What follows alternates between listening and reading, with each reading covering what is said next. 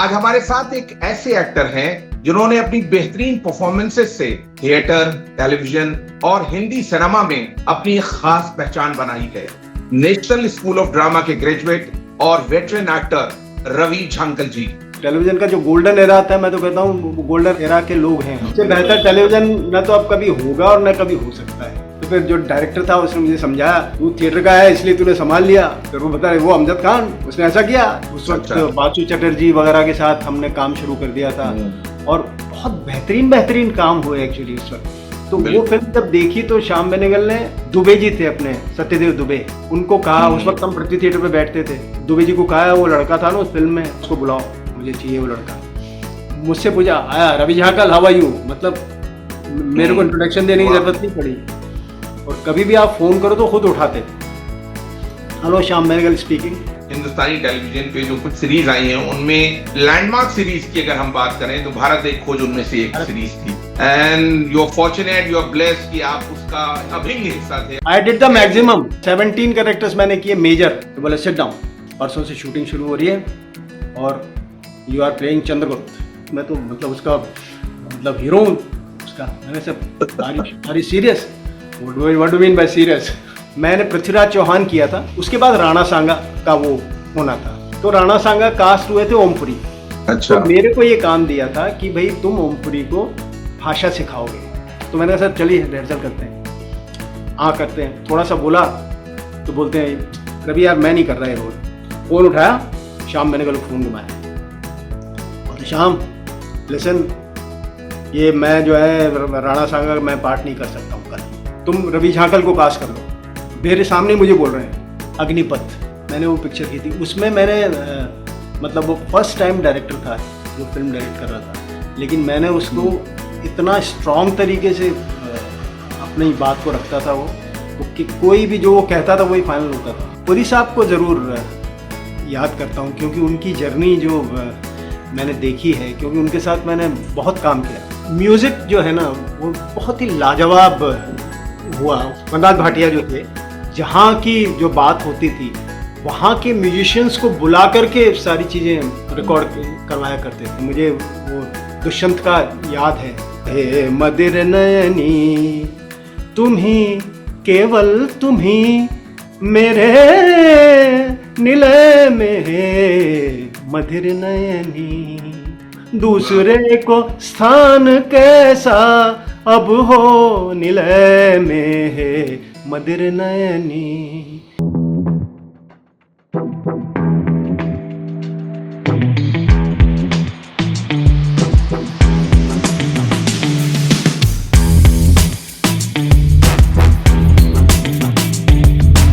Ravi ji, welcome to beyond the spotlight. Thank you Shuja, तुम्हारा बहुत बहुत शुक्रिया। Thank you so much for your time. आप बिजी आदमी हैं, आपने हमारे लिए वक्त निकाला। रवि जी, शुरू करते हैं सवालों का सिलसिला। और सबसे पहले ये सवाल कि आपकी शुरुआत कैसे हुई? आप कहाँ से बिलोंग करते हैं? मुंबई कब आए, कैसे आए? मैं वैसे राजस्थान जयपुर का रहने वाला हूँ और ओल्ड जयपुर जिसे कहते हैं, मतलब जो पुराना जयपुर था वहाँ मेरे फादर रहा करते थे। और सिनेमा में, एक्टिंग में मतलब दूर दूर का कोई रिश्ता नहीं था। मैं अपने आप को यहाँ तक पहुँचा हूँ, मैं अपवाद मानता हूँ अपने आप को, क्योंकि 9 भाई बहनों की फैमिली, फादर का कोई बिजनेस तरीके से चलता नहीं था, बहुत इनिशियल स्टेज में फेलियर थे, बच्चे काम करके और अपना वो किया करते थे। लेकिन मेरी बचपन से ही एक मतलब आदत थी, किसी चीज़ को देखता था तो उसको इनेक्टमेंट करने का बड़ा मेरा वो था। और मतलब किसी की भी शादी में चले जाना, कोई दोस्त है उसके चाचा की बेटी की भाई की शादी है तो रवि झांकल उस शादी में चला गया, डांस करना और मतलब गाना, ये सारी चीज़ें ऐसी जो मुझे समझ में नहीं आती थी उस वक्त, लेकिन ऐसा कुछ मेरे साथ होता रहा एक्चुअली। जब मैं, मेरे ख्याल से जब तक 8th और 9th 10th तक मैं पढ़ता था तब तक मैं इस तरह के काम करता रहा और मुझे पता नहीं था ये अभिनय क्या होता है, बस हम ऐसे ही करते थे। कहाँ जाना है ऐसी कोई राह नहीं थी। तो ऐसी शुरुआत हुई जिसका कोई लेना देना नहीं था एक्चुअली। तो बड़ी अजब शुरुआत थी। मतलब न खाने का कोई शऊर था, न उठने बैठने का शऊर था, पतंगबाजी का बड़ा शौक था, तो पढ़ने का कोई मतलब था नहीं। पढ़ने में बहुत ही फिसड्डी रहे हम। और न जाने कैसे आगे बढ़ गए, ये कहानी मैं तुमको ज़रूर बताऊंगा। लेकिन मेरा बचपन बड़ा ख़राब था एक्चुअली, और कोई सिनेमा से कोई लेना दूर दूर का कोई रिश्ता नहीं था। हाँ, मेरे पिताजी बहुत सिनेमा देखा करते थे। वो अब मतलब एक ऐसे कॉन्ट्रैक्ट लिया करते थे अपने, ये जो जैसे रेलवे के जो ड्रेसेस सिलते हैं लोगों के ना, पुलिस के जैसे कोई ड्रेसेस सिलते हैं, या रेलवे के लोगों के जो कॉस्ट्यूम ड्रेस का जो होता था वो उनका काम था। तो ऐसे सैकड़ों लोग बैठाया करते थे और उनसे वो ड्रेसें बनाया करते थे। ऐसे लाखों में ड्रेस बनती थी। तो ये मेरे पिताजी का काम था। तो उनको सिनेमा का उनको बहुत शौक था। तो फैमिली के साथ भी जाते थे, अपने दोस्तों के साथ भी जाते थे। तो उनके साथ मैंने बहुत सारी फिल्में मतलब देखी थी। और बचपन में सिनेमा का बड़ा शौक था मुझे। मैं मेरे ख्याल से कोई भी ऐसी फिल्म नहीं होती थी जो मैं नहीं देखा करता था जब मैं छोटा था। गलत संगत संगत में थे हम। तो हम मतलब करीब करीब हर अल्टरनेट डे सिनेमा देखा करते थे। और दारा सिंह की सब फिल्में देखता था मैं। आप नाम लो, मैं आपको बता सकता हूँ। तो अजब गजब बचपन था मेरा। नहीं, वो गलत संगत जो थी वो शेप अप कर रही थी एक फ्यूचर का एक्टर। और वो जरूर उन दिनों ने बहुत आप में जो है वो चीजें प्लस की होंगी, शऊर पैदा किया होगा एक्टिंग का, सिनेमा का। तो हम्म। कैसे आपने फादर को कन्विंस किया कि बॉम्बे दिल्ली जाना है और सिनेमा की पढ़ाई करनी है? पहले तो यही आई मीन इस तरह के बैकग्राउंड के बुजुर्गों को समझाना कि भाई एक्टिंग पढ़ना है, तो उनको ये कैसे आपने किया, ये जरा बताएं। मेरे जब मेरा सिलेक्शन जब हो गया एक्चुअली, और शुजा हम जब थिएटर किया करते थे, तब फिर मैंने थिएटर करना शुरू कर दिया था। मैं 11th में मेरा पहला फुल लेंथ प्ले मैंने किया था। तो मैं ओके। थिएटर करना मैंने शुरू कर दिया था। लेकिन वो भी ओके। थिएटर भी ऐसा हुआ करता था शुजा कि अगर लड़की आपके साथ हीरोइन है प्ले में, हम्म। मैंने कालिदास किया आषाढ़ का एक दिन में थिएटर में, तो वो लड़की का हाथ पकड़ने के लिए आपको मतलब पूछना पड़ता था। तो इस तरह का उस पे हमारे वक्त में ऐसा थिएटर हुआ करता था। लेकिन थिएटर होता था एक्चुअली। और मैंने बहुत सारे बड़े बड़े प्लेस किए, इडिपस किया, हानुश किया, पता नहीं कितने सारे नाटक मैंने अपने एनएसडी जाने से पहले शायद मैंने 2 डजन 3 डजन नाटक में फुल लेंथ कर चुका था। और करीब करीब सभी में मैंने मेन रोल किया करता था मैं। तो अपने वक्त का मैं काफ़ी मतलब बिजी एक्टर कहा करते थे मुझे थिएटर का। तो फिर जब जो शऊर आया नाटक का, वो भानु भारती हमारे गुरु हैं वो राजस्थान यूनिवर्सिटी में उन्होंने एक हॉबी क्लासेस शुरू की। तो उस वक्त मैं कॉलेज में पढ़ता था। तो उन्होंने वहाँ पे ड्रामा डिपार्टमेंट एक हॉबी की तरह से उन्होंने खोला। और फिर उन्होंने 1 साल का सर्टिफिकेट कोर्स वहाँ शुरू किया। तो उनका सानिध्य जब हमको मिला, तब ये समझ में आया कि थिएटर अपने आप में एक आपका प्रोफेशन भी हो सकता है। ये बात उन्होंने हमको बताई कि भाई ये नाटक आप ऐसा नहीं कि शौकिया कर रहे हो, आप ये आपका प्रोफेशन भी हो सकता है। इससे आप रोटी अपनी रोजी रोटी भी अर्न कर सकते हो। और उसके लिए आपको ट्रेनिंग करनी चाहिए, उसके लिए जाना चाहिए। तो वो उन्होंने हमको मतलब एक राह दिखाई। और वो राह इतनी अच्छी रही कि हमारा एडमिशन हो गया। तो उस वक्त 1400 रुपये कुछ हमको देने होते थे एडमिशन के लिए। तो 1400 रुपये जब मैंने इकट्ठे करना शुरू किया, तो दोस्तों से 300-400 रुपये इकट्ठे हो पाए। फिर फादर से मैंने रिक्वेस्ट की, मैंने कहा आप कैसे भी करके आप मुझे दे दो, मैं आपको वापस लौटा दूंगा। लेकिन मेरे फादर ने मुझे बिल्कुल कहा कि तू देखना, अगर तू जाएगा ना तो तू साले बम्बई में जा कर के ढपली बजाएगा ट्रेनों में। मेरे फादर का ये कहना था। क्योंकि उनका ये कहना था कि भाई कमाओ और अपने परिवार को मदद करो, उनका एक ही मतलब हाँ। स्लोगन था। सही। लेकिन मैं भी सही बड़ा सही। अड़ियल था उस वक्त। और कैसे भी करके मतलब पैसा मैंने जुटाया और मैं एनएसडी चला गया।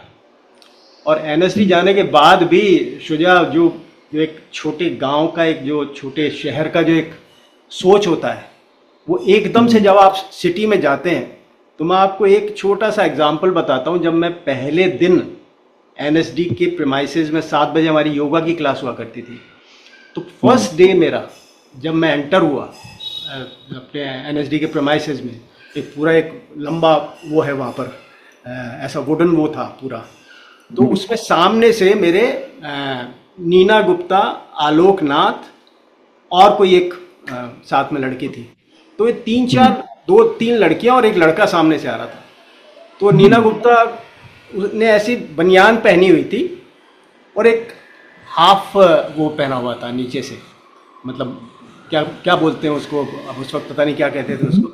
हम्म, और हम्म, मतलब ये सारी चीजें मैंने कभी हम्म, फिल्मों में देखी थी एक्चुअली। जैसे कश्मीर की कली में अब कौन सी फिल्म आई थी, शर्मिला हम्म, टैगोर जिसने वो अपने बिकनी पहनी थी पहली बार, जो सही। एक, हाँ, जो सेंसेशन हाँ। पैदा हुआ था। तो मतलब मैं 2 दिन तक ये समझ में नहीं आया मैं कहाँ आया हूँ।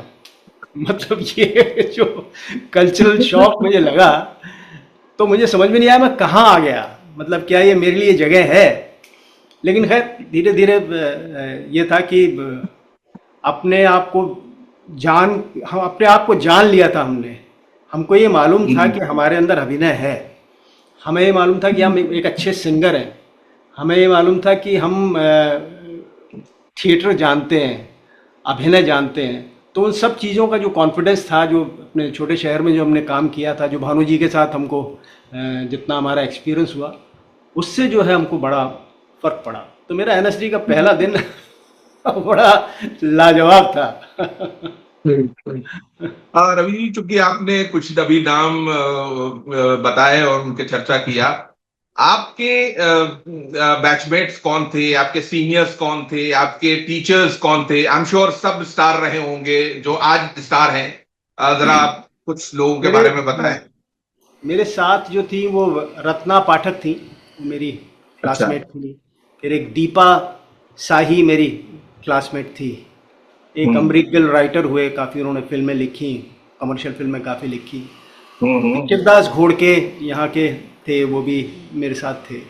तो ये लोग हम्म, मतलब हमारे उसमें ये था कि अलग अलग स्टेट से लोग आते थे शुजा, अभी भी ऐसा ही है। हम्म, तो हम्म, हमारे जो हिंदी स्पीकिंग लोग थे वो शायद 7-8 थे मेरे वक्त में। हम्म, तो उसमें मतलब मैं कह सकता हूँ कि मेरे जो ग्रुप में लोग थे उसमें मैं उसको अपने दीपा को कह सकता हूँ, वो थोड़ी मतलब सिनेमा में है, और अपने रत्ना सिनेमा में है। ये 2-3 लोग ही हैं जिनको मैं कह सकता हूँ हाँ, ये मेरे क्लासमेट रहे हैं। सही। आपके गुरु लोग कौन थे, टीचर्स कौन थे? इब्राहिम अल काजी साहब की बहुत बात होती है। जरा बताएं कौन लोग थे और कैसा था उनके साथ काम जब करना और मैं उनसे सीखना। मेरे जो 3 साल निकले वो बहुत ही हम्म, बेहतरीन निकले। उस वक्त बीवी कारंत आ गए थे हमारे वक्त में। तो जब मैं फर्स्ट ईयर हम्म, में गया तो कारंत साहब ने ही मतलब वहाँ पे डायरेक्टरशिप में ज्वाइन किया था।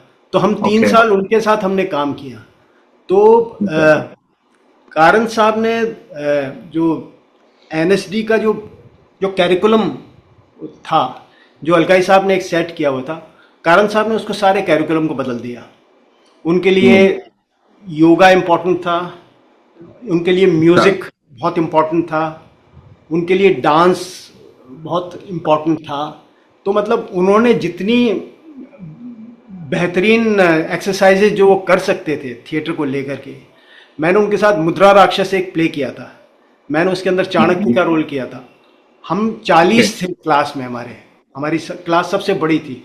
अब तक ओ, की हिस्ट्री में 40 ओ, लोग अभी तक कभी नहीं हुए। 12, 17, 18, अच्छा। 20 से ज़्यादा लोग होते नहीं हैं वहाँ पर। लेकिन ओके। कारण साहब थे तो उन्होंने साउथ के बहुत सारे लोग ले लिए। तो उस चक्कर में नॉर्थ को बैलेंस करते करते मतलब ऐसे करके हम 40 थे करीब, और बाहर से भी आते थे। हम्म, तो हम्म, इतने सारे लोग थे, तो उन्होंने, मानोगे तुम कि उन्होंने चाणक्य जो प्ले किया उसके अंदर म्यूजिक का इस्तेमाल उन्होंने नहीं किया। उन्होंने सारे एक्टर्स से ही साउंड क्रिएट करवाई। जैसे अगर ओ, कोई जैसे अगर कोई सस्पेंस कुछ दिखाना है, तो ऐसे 15-20 लोग ऐसे पीछे वॉल बना के खड़े हुए हैं। सेट भी उन्हीं से डिजाइन किया एक्चुअली। एक्टर्स ने सेट हम्म, डिजाइन किया, एक्टर्स ने म्यूजिक क्रिएट किया। मतलब वो बोल से करते थे। मैं ऐसे थोड़ा सा तुमको बोल के बताता हूँ, जैसे कोई थोड़ा हम्म, सस्पेंस अगर क्रिएट करना होता था, जी, तो जी, जो एक्टर्स खड़े हुए हैं पीछे, वो हम्म, बोलते थे ताकू धूम ताकू ताकू ताकू धृणा धिरकट धूम ताकू धूम ताकू ताकू ताकू धृणा धिरकट धूम ताकू। तो इतना ब्यूटीफुल उन्होंने क्रिएट किया था, तो कारण साहब का कोई जवाब नहीं था। उन्होंने हमारे साथ अंधेर नगरी एक नाटक किया था। हिस्ट्री में मतलब थिएटर के हिस्ट्री में या एनएसडी के हिस्ट्री के अंदर ऐसा कभी नहीं हुआ कि कोई student play all over India में हमने कम से कम उसके 40 शो किए थे। तो ऐसा कभी नहीं हुआ। कारण साहब का ये कहना था कि प्रैक्टिकल एक्सपीरियंस एक्टर के लिए बहुत ज़रूरी है। तो जो हम काम करते हैं जब तक हम लोगों को नहीं पहुंचाएंगे तो वो काम हमारा देखना लोगों को ज़रूरी है। और एक्टर जितना ट्रबल करेगा, जितना परफॉर्म करेगा, उतना ही वो मजबूत होता है। तो ये मतलब एक तरह से मैं कहता हूँ उन्होंने इतना नया वो डायमेंशन क्रिएट किया था। तो जितने भी हमने प्ले किए सबके शोज हम लोग बाहर करने जाते थे। तो ये एक अपने आप में बहुत ही कमाल का उन्होंने, और बहुत सारे उन्होंने एक्सपेरिमेंट किए बाद में। रेपेटरी के अंदर भी बहुत सारे एक्सपेरिमेंट किए उन्होंने। तो कारण साहब का पूरा टाइम जो 3 साल का था वो बड़ा लाजवाब टाइम था और बहुत ही अनोखा था, जिसको आज भी मतलब फॉलो किया जाता है। अलकाई साहब का अपना वक्त था। अलकाई साहब के साथ भी मैंने काम किया। उनके साथ हमने ये अपने तुगलक नाटक हम लोग 82 में वहाँ गए थे, अपने थिएटर का फेस्टिवल था लंदन में। तो बहुत सारी जगह हम लोग करीब 7-8 कंट्री गए थे। 35-40 दिन हम लोगों ने ट्रैवल किया था। तो उनके साथ हमने बहुत बड़ा एक्सपीरियंस हमारा रहा उसका। तो उन्होंने, आप मानो कि बहुत ऐसे 11th आवर में उनको बुलाया गया, तो उन्होंने 18 दिन के अंदर तुगलक नाटक किया था। तो सुबह 8 बजे से लेकर के रात को 10 बजे 11 बजे तक हम लोग सिर्फ तुगलक किया करते थे। तो वो उनके साथ भी मेरा बहुत कमाल का एक्सपीरियंस था। वो नाटक भी उनके साथ हमने किया था। तो इस तरह के बहुत सारे अच्छे अनुभव जो है एनएसडी में हुए। अमाल के साथ मैंने काफ़ी काम किया। आषाढ़ का एक दिन उसने किया, उसमें मैंने कालिदास किया उनके साथ। तो ऐसे ऐसे एक्सपीरियंस थिएटर के हुए। तो थिएटर करके इतने मजबूत हो गए आप कि आपको कोई अपनी जगह से हिला नहीं सकता। मुझे लगता है वही एक वक्त था 3 साल का जो मेरे साथ, और 1-2 साल हम रेपेट्री में भी रहे। वो जो 4-5 साल का जो अपना मेरा जो अनुभव रहा, वो मुझे आज भी, मुझे करीब 40 साल हो जाएंगे इस फील्ड के अंदर, वो मुझे ज़िंदा रखे हुए हैं, मैं ये कह सकता हूँ। एनएसडी में अपना कंप्लीट करके अपनी पढ़ाई और आप बॉम्बे आ गए। इंडस्ट्री रेडी टैलेंट तैयार करता था एनएसडी। आज क्या वैसे ही है या उसमें कुछ गिरावट आई है या कुछ बेहतर हुआ है, कैसे आप देखते हैं? नहीं, अभी क्या हुआ है कि एक तो एनएसडी से थोड़ा टैलेंट आना कम हो गया है, क्योंकि एनएसडी का क्या हुआ है, थोड़ा एक तो डिवीजन हो गए बहुत सारी ओके। स्टेट में ब्रांचेस खुल गई है। जैसे ओके। जैसे बंगाल में खुल गई है, आसाम में एक यूनिट हो गई है, और अपने नॉर्थ में भी कहीं 2 यूनिट हुई हैं, बॉम्बे में भी एक यूनिट खुली है। तो इस तरह से अभी ओके। इस तरह से बहुत सारे डिवीजन हो गए हैं। तो जो ओके। कॉन्सेंट्रेटेड काम होता था, जो जो जो हमको समझ में आता था, उसमें उसमें आर्टिस्टों के ऊपर बहुत काम होता था। जैसे हम्म। आपकी इंडिविजुअल उसके ऊपर भी बहुत काम किया करते थे। आपको ट्रेन करना, आपकी मतलब प्ले आप कर रहे हैं तो उसमें आपकी फिजिकलिटी पे काम करना, आप मेंटल एक्सरसाइज करना। बाहर के लोग बहुत आते थे। मतलब ये एक तो एक कमाल की चीज़ थी। एक छोटा सा मैं एग्जांपल आपको देता हूँ। हम लोग जी। 40 लोग थे। एक सिसली हम्म। बेरी हुआ करती थी, अभी भी शायद है, मुझे पता नहीं, क्योंकि हमारे हम्म। वक्त में वो आया करती थी। वो आपको वॉइसिंग पे आपके काम किया करती थी। ओके। तो तुम मानोगे शुजा, जब वो आई तो उसने कहा स्टेज पे कैसे हंसते हैं आप, मुझे हंस के बताओ। तुम बिलीव करोगे, हम 40 में से किसी को भी हंसना नहीं आता था स्टेज के ऊपर कैसे हंसना होता है। और वो लेडी इतनी कमाल थी। 40 डेज का उसने हमारे साथ वर्कशॉप किया। 40 के 40 लोग हम टेक्निकली स्टेज पे कैसे हंस सकते हैं, ये उसने हमको सिखाया। तो ये इतनी बड़ी वहाँ पे मतलब आपकी ट्रेनिंग होती है, आपको इतनी लर्निंग होती है, अगर आप रियली कंसंट्रेट करके सीखें। जैसे मैं तो दहशत में था जब क्योंकि मुझे तो कुछ नहीं आता था। मुझे लगा कि अगर मैंने ये तरीके से नहीं किया तो मेरा कुछ भी नहीं होगा। तो हम तो बहुत ही फोकस थे। मतलब और मतलब थिएटर में क्या होता है कि आपको एक्टिंग आनी चाहिए। बाकी आप कैसे दिखते हैं, अब तुम बिलीव करोगे, जब मैं गया, जब मैं 52 मेरा वेट था और मेरा ऐसा आधा ये दांत नहीं था, और मैंने ओके। राम का रोल किया था, आप सोचिए। उस ओके। वक्त जब फर्स्ट ईयर में हम्म। जब मैं गया, तो इतने हम्म। बेहतरीन बेहतरीन रोल किए। तो मेरा कहने का मतलब ये है कि आज आप एक, जब आप कैमरे के सामने जाते हैं, कैमरे के सामने एक आपका अलग एक वो होता है, देखने का, करने का, लुक का बहुत ज़्यादा होता है। लेकिन थिएटर में जो है ऐसा नहीं होता। थिएटर में मतलब आप कैसे दिखते हैं वो बहुत ज़्यादा इम्पोर्टेंट नहीं होता, क्योंकि आपको वैसे ही सजा धजा दिया जाता है, बहुत कॉस्ट्यूम से और मेकअप से बहुत सारी चीज़ें होती हैं जिससे आपको मतलब सजाया जाता है, और फिर आप परफॉर्म करते हैं। लेकिन ये विधाओं में इतना मैं फ़र्क मैं अगर करूँ तो ये है एक फ़र्क कि आपकी प्रेजेंस बड़ी इम्पोर्टेंट होती है थिएटर में। मुझे मुझे नहीं लगा कि मेरी प्रेजेंस बहुत इम्पोर्टेंट है, मैं जो कर रहा हूँ, क्योंकि मैं जो कर रहा हूँ वो बेस्ट है, और मैं अच्छा कर रहा हूँ एक्चुअली, तभी मैं हूँ। हम्म। हम्म। अगर 40 लोगों में से मुझे चाणक्य का रोल दिया जाता है, तो इसका मतलब मैं बेहतर हूँ, तभी मुझे वो काम करने को मिला। तो ये बिल्कुल। आपको ये जानकारी जब आप करते हैं तब होती है एक्चुअली। बिल्कुल। ये थिएटर का बिल्कुल सही। मेरा सोच है बिल्कुल ऐसा। सही। बिल्कुल सही। तो एक एक्टर के लिए आपने जैसे बताया कि आपकी शुरुआत भी थिएटर से ही हुई, फिर आप टेलीविजन और सिनेमा, तो एक एक्टर के लिए ज्यादा चैलेंजिंग क्या है, थिएटर में खड़े होना ऑडियंस के सामने या कैमरे के सामने, क्या ज्यादा चैलेंजिंग है? मुझे लगता है शुजात, थिएटर अपने आप में बहुत चैलेंजिंग काम है। अब हम्म। आप जानो, मैंने आज से कुछ 6 साल पहले नाटक किया था। आज हम्म। अगर कोई मुझे कहता है कि रवि भाई आपके लिए ये काम है, आप करो, मैं उसको 4 बार सोचता हूँ क्या हम्म। मैं वो कर सकता हूँ। हम्म। तो थिएटर एक एक ऐसी मतलब एक डूइंग प्रोसेस है, you have to keep on doing, मतलब एक्टिंग प्रोसेस ही करेक्ट, करते करेक्ट, रहने का करेक्ट। है। आप जितना करते रहेंगे उतना आप अलाइव रहते हैं। तो ये वो लाइव ऑडियंस के सामने होना वजह है या कुछ और? नहीं, ऑडियंस के सामने होना, क्योंकि हर हम्म। हर मोमेंट में जब आप स्टेज पे जाते हैं, जब आप हैं स्टेज पे, जब आप एक्ट से आउट होते हैं, जब वापस एक्ट में आते हैं, तो हर बार आप उस चैलेंज को फेस करते हैं।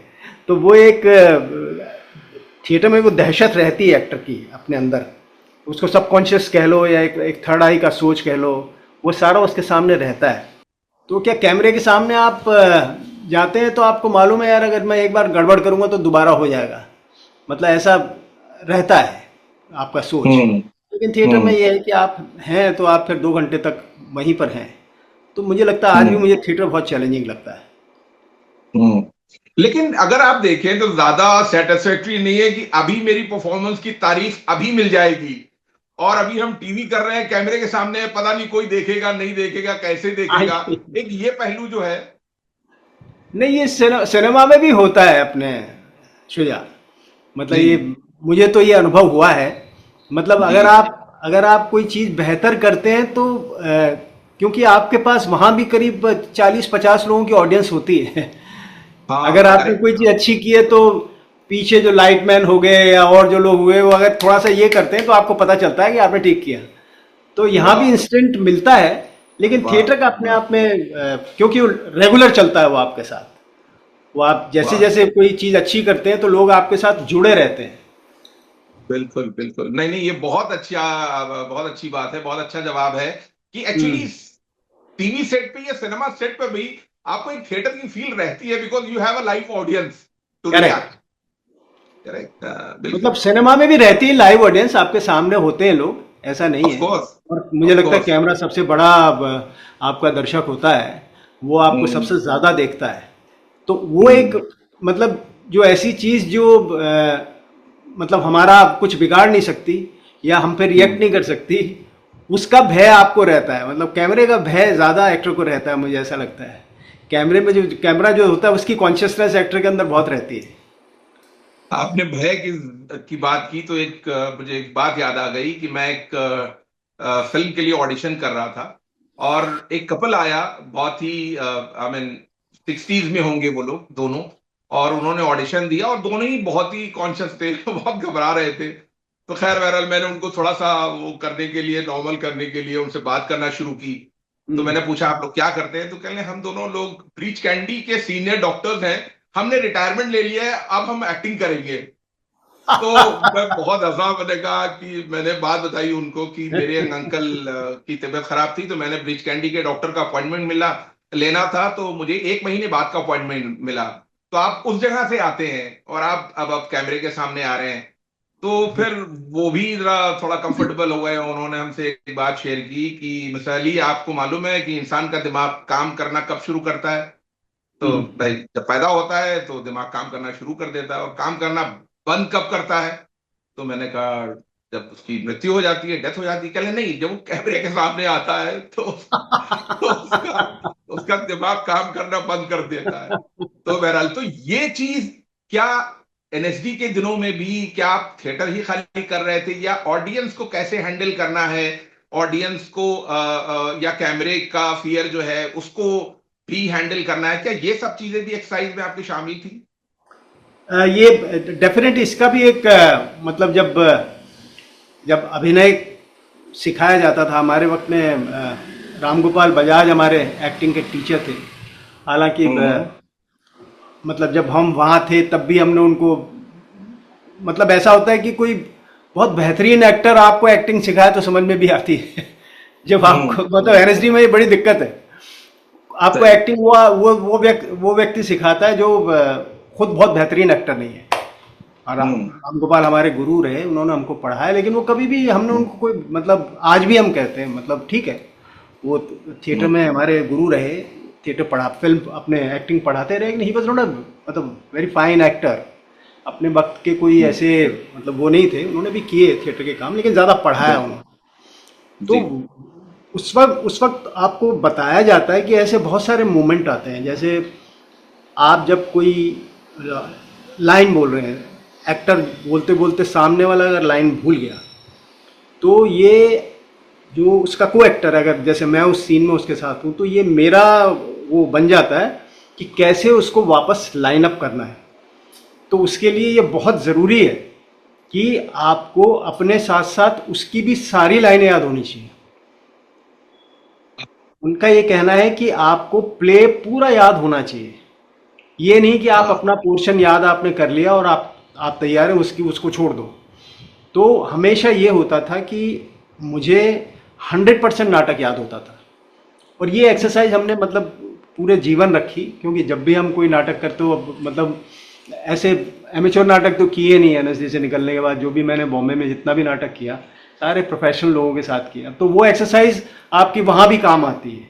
क्योंकि यहाँ भी आपको आके आप लंबे लंबे जब तक उसके रिहर्सल्स नहीं करेंगे, तब तक कोई नाटक तैयार नहीं होता। तो हम्म। ये चीज़ वहाँ पे बहुत सारी चीज़ें ऐसी मतलब बताई जाती थी प्रोसेस में, कि भाई इस तरह की आपको चैलेंजेस आएंगे तो उसको कैसे हैंडल करना है। मतलब ये सारी चीज़ सिखाई जाती है, लेकिन फिर भी अगर कोई चीज़ फंबल होनी होती है तो उसका आप कुछ नहीं कर सकते। नहीं नहीं, बिल्कुल बिल्कुल। नहीं नहीं, एक बहुत सीनियर एक्टर है, मैं उनके साथ काम कर रहा था, तो बिल्कुल आपकी ही वाली बात थी कि उनको पूरी स्क्रिप्ट याद थी। और जो सामने वाला एक्टर भूल गया, तो उन्होंने कहा, अच्छा तो मुझे लगता है अब तुम ये कहोगे। तो फिर उन्होंने कहा कि हाँ, मैं यही कहना चाह रहा था। तो बहरहाल, तो वेरी वेरी नाइस। फिर रवि जी, ये तो हो गया, एनएसडी से आप पास आउट हो गए और फिर बॉम्बे आ गए। फिर अब एक नया यहाँ शुरू होता है, यहाँ के चैलेंजेस, यहाँ का स्ट्रगल, यहाँ की सख्तियां, लोगों को रीच आउट करना है, लोगों से काम मांगना है। तो ये कैसे हुआ? कितना आपके लिए मुश्किल रहा, आसान रहा, जरा बताएं। नहीं शुजा, हम लोग बड़े लकी रहे, मैं तुमको बताऊं, क्योंकि जिस हम्म। वक्त में मैं आया था उस वक्त एनएसडी के लोगों को बहुत वो दी जाती थी, मतलब उनकी उनकी वक़्त मानी जाती थी। उनको ये माना हम्म। जाता था कि अच्छे अभिनेता होते हैं ये, और ये इनको अगर कोई काम दे तो ये उसको सीरियसली करते हैं और अच्छा करते हैं। और एक हम्म। मतलब हमारे लिए बहुत हम बहुत फॉर्चुनेट थे कि एक न्यू वेव सिनेमा की काफ़ी सारे लोग बाग उस वक्त थे। मतलब हम्म। कुछ नहीं तो कम कम से कम 10-12 लोगों के साथ तो मैंने फिल्में की हैं उस वक्त के, जितने भी थे। कुंदन हम्म। शाह हो गया, केतन मेहता हो गया, श्याम बेनेगल हो गए, गोविंद निहलानी हो गए, भट्टाचार्य थे, क्या नाम थे अपने, दादा थे अपने, भट्टाचार्य। बासुदा थे, बासु। हम्म। बासु भट्टाचार्य थे। ऐसे बहुत हम्म। सारे लोग, मृणालदा थे अपने वहाँ हम्म। के, बंगाल के। तो ऐसे हम्म। बहुत सारे लोग उस वक्त बहुत एक्टिव थे। और वो सारे हम्म। के सारे लोग जो है थिएटर के लोगों को बहुत इम्पोर्टेंस दिया करते थे। तो वो हमारे लिए बहुत अच्छा वो रहा। और मतलब थिएटर वालों का एक बहुत अच्छी बात भी है और बहुत बहुत ख़राब बात भी है। मतलब अगर उनके पास कुछ ज़्यादा होता है तो वो थोड़ा फैल जाते हैं बलून की तरह से, नहीं होता है तो बहुत जल्दी सिकुड़ भी जाते हैं। तो ये ये हमारे साथ भी था। मतलब एक फिल्म हमने कर ली तो एक फिल्म में अगर उस वक्त अगर 20,000 रुपये मिल जाता था तो 20,000 रुपये बहुत बड़ा अमाउंट हुआ करता था। मतलब मुझे मालूम है पहली जो मैंने फिल्म फीचर फिल्म की थी, मतलब फुल लेंथ जो फिल्म की थी श्याम बेनेगल के साथ, 85 की बात है। उस वक्त मुझे हम्म। मतलब कुछ शायद 15,000 रुपया मिला था उस फिल्म का। सुषमन हम्म। एक फिल्म हम करने गए थे हैदराबाद में, ओके। पहली फिल्म मेरी उनके साथ थी। ओके। तो बहुत बड़ा अमाउंट था एक्चुअली, क्योंकि उस वक्त हम्म। कुछ एसिक नगर में रहते थे तो 400 रुपया तो किराया होता था और हम्म। 1,000-1,500 रुपये में घर चल जाता था। तो मतलब तुम समझ सकते हो कितना बड़ा एक अपने आप में वो था। तो ये सही। मतलब मुझे दुविधा कुछ ऐसी हुई नहीं। और मेरी पत्नी को एक ये मतलब हम तय करके आए थे कि शहर के अंदर अगर 5 साल के अंदर अपना घर हुआ तो अपन हम्म। यहाँ काम करेंगे, नहीं तो आप हम्म। अपन अपने नेटिव प्लेस में जाएंगे, वहाँ आपको नौकरी हम्म। वोकरी मिल जाएगी। मतलब नौकरी उस वक्त मिलती थी बहुत, मुझे तो हम्म। प्रोफेसर की भी जॉब ऑफर हुई थी तो मैंने की नहीं, क्योंकि शायद नौकरी करना मुझे आता नहीं था। और हम सही। नौकरी करना चाहते थे एक्चुअली। एनएसडी जब पास अच्छा। आउट हुआ तो मैं एनएसडी में रेपेट्री में काम करना चाहता था। लेकिन सोचो ओके। जिस अच्छा। रेपेट्री कंपनी में मैंने बेहतरीन काम किया, बड़े से बड़े रोल किए, उस रेपेट्री कंपनी में मेरा सिलेक्शन ही नहीं हुआ। ओ। मैं और अन्नू कपूर दो लोगों ने अप्लाई किया, दोनों को रिजेक्ट कर दिया। ओके। तो फिर अच्छा। हमने कहा यार जब मतलब अब रिजेक्शन होने, हालांकि उस वक्त जब जो रेपेट्री थी अपने एनएसडी की रेपेट्री कंपनी थी उसमें 800 रुपये मिला करते थे। लेकिन हम्म। 800 रुपये बहुत बड़ा अमाउंट होता था, दिल्ली में बिल्कुल। सरवाइव करने के लिए काफ़ी हुआ करता बिल्कुल। था। बिल्कुल। तो बिल्कुल। मैंने कहा जब यहाँ आपको नहीं मिल रहा है, तो मेरी वाइफ ने कहा यार अगर यहाँ, क्योंकि वहाँ क्या काम करो, दिल्ली में और कोई काम नहीं था सीरियसली। हम्म। एक्टर हम्म। क्या कर सकता है, कैसे सरवाइव करेगा, अगर नौकरी करेगा तो ही उसका काम चल सकता है। लेकिन मैं वही काम करना चाहता था सीरियसली, मेरा सही। कोई बॉम्बे आने का प्रोग्राम नहीं था। लेकिन वाइफ ओके। ने कहा चलो अगर धक्के खा रहे तो एक बार वहाँ खा लो, नहीं होगा तो देख हम्म। लेंगे फिर आ जाएंगे। तो वो आना अपने आप में सार्थक हो गया। और उस वक्त माहौल भी ऐसा था और लोगों ने थोड़ा हमको सपोर्ट भी कर दिया, तो हम जो है वो 4-5 साल में सरवाइव भी कर गए। और मैंने घर भी ले लिया, 88 में मैंने मकान ले लिया था। मकान लेने के अच्छा। फिर बाद जाने का फिर वो बनता नहीं था कहीं भी, क्योंकि एक सही। बार सही। घर आपके छत आपके ऊपर हो बि- जाती है तो फिर मुझे बिल्कुल। लगता है आधा स्ट्रगल आपका जो है सही। बिल्कुल। बिल्कुल। निकल बिल्कुल। नहीं जाता है। नहीं, बहुत अच्छा। तो पहला, हम्म। रवि जी, पहला सीरियल और पहली फिल्म ये कौन थी? किसके साथ आपको ब्रेक मिला? मैंने एक फिल्म की थी कालका। ओके। एक पहला मेरा काम था वो बॉम्बे का। ओके। और कालका फिल्म मैंने की थी, मेरा अमरीक गिल उसका चीफ असिस्टेंट था फिल्म में, तो वो मुझे ले गया था। तो मेरा ओके। 2 दिन का काम था, 2 दिन का। लेकिन वो मेरा काम अमजद खान साहब के साथ था। ओ। तो पता नहीं कहाँ कौन सी देश में मुझे ले गए वो लोग, वहाँ से अपने एसिक नगर से, और गाड़ी में लेके गए। और तो अमजद खान साहब को हम जानते थे, लेकिन मुझे कोई मतलब वो नहीं हुआ कि मैं अमजद खान साहब के साथ काम कर रहा हूँ, ऐसा मुझे बिल्कुल नहीं लगा। क्योंकि जब मैंने अपनी जो मेरा सीन, मेरे पॉइंट ऑफ व्यू से सीन था एक्चुअली वो, तो जब ओके। मैंने बोलना शुरू किया तो मैंने बहुत अच्छा बोला। मतलब उसमें तो कोई वो था ही नहीं। और रिहर्सल सही। वहर्सल हुई, हो गई। और जब रिहर्सल होके वो मेरे सीन में से एग्जिट कर जाते हैं, ऐसा कुछ था कि मैं बोल रहा हूँ ओके। और वो आते हैं और वो ऐसे एग्जिट कर जाते हैं। तो वो हम्म। एग्जिट कर गए रिहर्सल में। फिर जब टेक जब हुआ तो पता नहीं सुझा क्या हुआ कि वो मतलब एग्जिट करते करते वो मुझे ऐसे ऐसे ऐसे हल्का सा हिला के और निकल गए। हम्म। और वो ऐसे हिला के निकले और मुझे टर्न करना था उनकी तरफ, मतलब ओके। ऐसे। तो मुझे तो कुछ समझ में नहीं आया क्या हुआ। तो मैं तो फिर ऐसे हम्म। हिल के और वापस सीधा हो गया। तो फिर जो डायरेक्टर था उसने मुझे समझाया, तू थिएटर का है इसलिए तूने संभाल लिया। फिर वो बता रहे वो अमजद खान उसने ऐसा किया, तेरे को ऐसा करना चाहिए था जो रिहर्सल में किया। फिर मुझे समझ में आया ऐसा भी कुछ होता है। मतलब एक्टर को भी शेकन अप किया जाता है।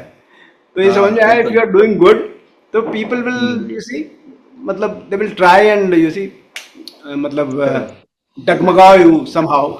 सही तो सही वो एक सही। मेरा बड़ा अच्छा एक्सपीरियंस था। खैर वो बहुत बड़े अभिनेता थे अपने वक्त के, और बिल्कुल। ऐसा नहीं कि उन्होंने कोई जानबूझ के ऐसा किया हुआ, लेकिन हाँ, ये चीज़ें ऐसी, जब पहली बार मेरे साथ बिल्कुल कुछ ऐसा हुआ, बिल्कुल। लेकिन वो अच्छा एक अनुभव था, बहुत अच्छा मेरा उस वक्त काम हुआ। Very good. और टेलीविजन क्या रहा आपका पहला काम टीवी पे? टेलीविज़न तो मैं आ गया था, मैंने आते ही शुरू कर दिया था शुजा। उस वक्त अच्छा। बासु चटर्जी वगैरह के साथ हमने काम शुरू कर दिया था। हम्म उनका वो हम्म डेली एक, मतलब उनका काफ़ी वीक में होता था, और बहुत बेहतरीन बेहतरीन काम हुए एक्चुअली उस वक्त। हम्म। बहुत अच्छे काम हुए। तो टेलीविज़न का जो गोल्डन एरा था, मैं तो कहता हूँ गोल्डन एरा एरा के लोग हैं हम, बिल्कुल, अनडाउटली जिन्होंने अनडाउटली। बेहतरीन टेलीविज़न किया है मैंने अपनी लाइफ के अंदर। बिल्कुल उससे बिल्कुल बेहतर बिल्कुल। टेलीविज़न न तो अब कभी होगा और न कभी हो सकता है। जो उस जी वक्त था, इतनी बढ़िया बढ़िया बिल्कुल कहानियां, मुझे पता चेखोव की कहानियां कहाँ कहाँ बिल्कुल। यशराज किया करते लिटरेचर थे, पे इतनी काम बड़ी होता बड़ी था, कहानी। बिल्कुल बिल्कुल। जी जी श्याम जी जी बेनेगल हाँ। करते थे इतनी बड़ी बड़ी कहानियां, इतनी अच्छी अच्छी जी जी कहानियां। जी जी कश्मीर की जी जी कहानी, किसी कोई कहाँ का वो जी कोई जी स्टोरी, मतलब इतना वो बेहतरीन टाइम था। हम्म, तो मैं हम्म, बहुत बहुत बिजी था अपने आप में, क्योंकि हर हम्म, हर चौथे पांचवें दिन हमको काम होता था। हालांकि बहुत हम्म, डिस्टेंस बहुत थे, कभी एसएल में जा रहे हैं, कभी कहाँ जा रहे हैं, कभी कहाँ जा रहे हैं।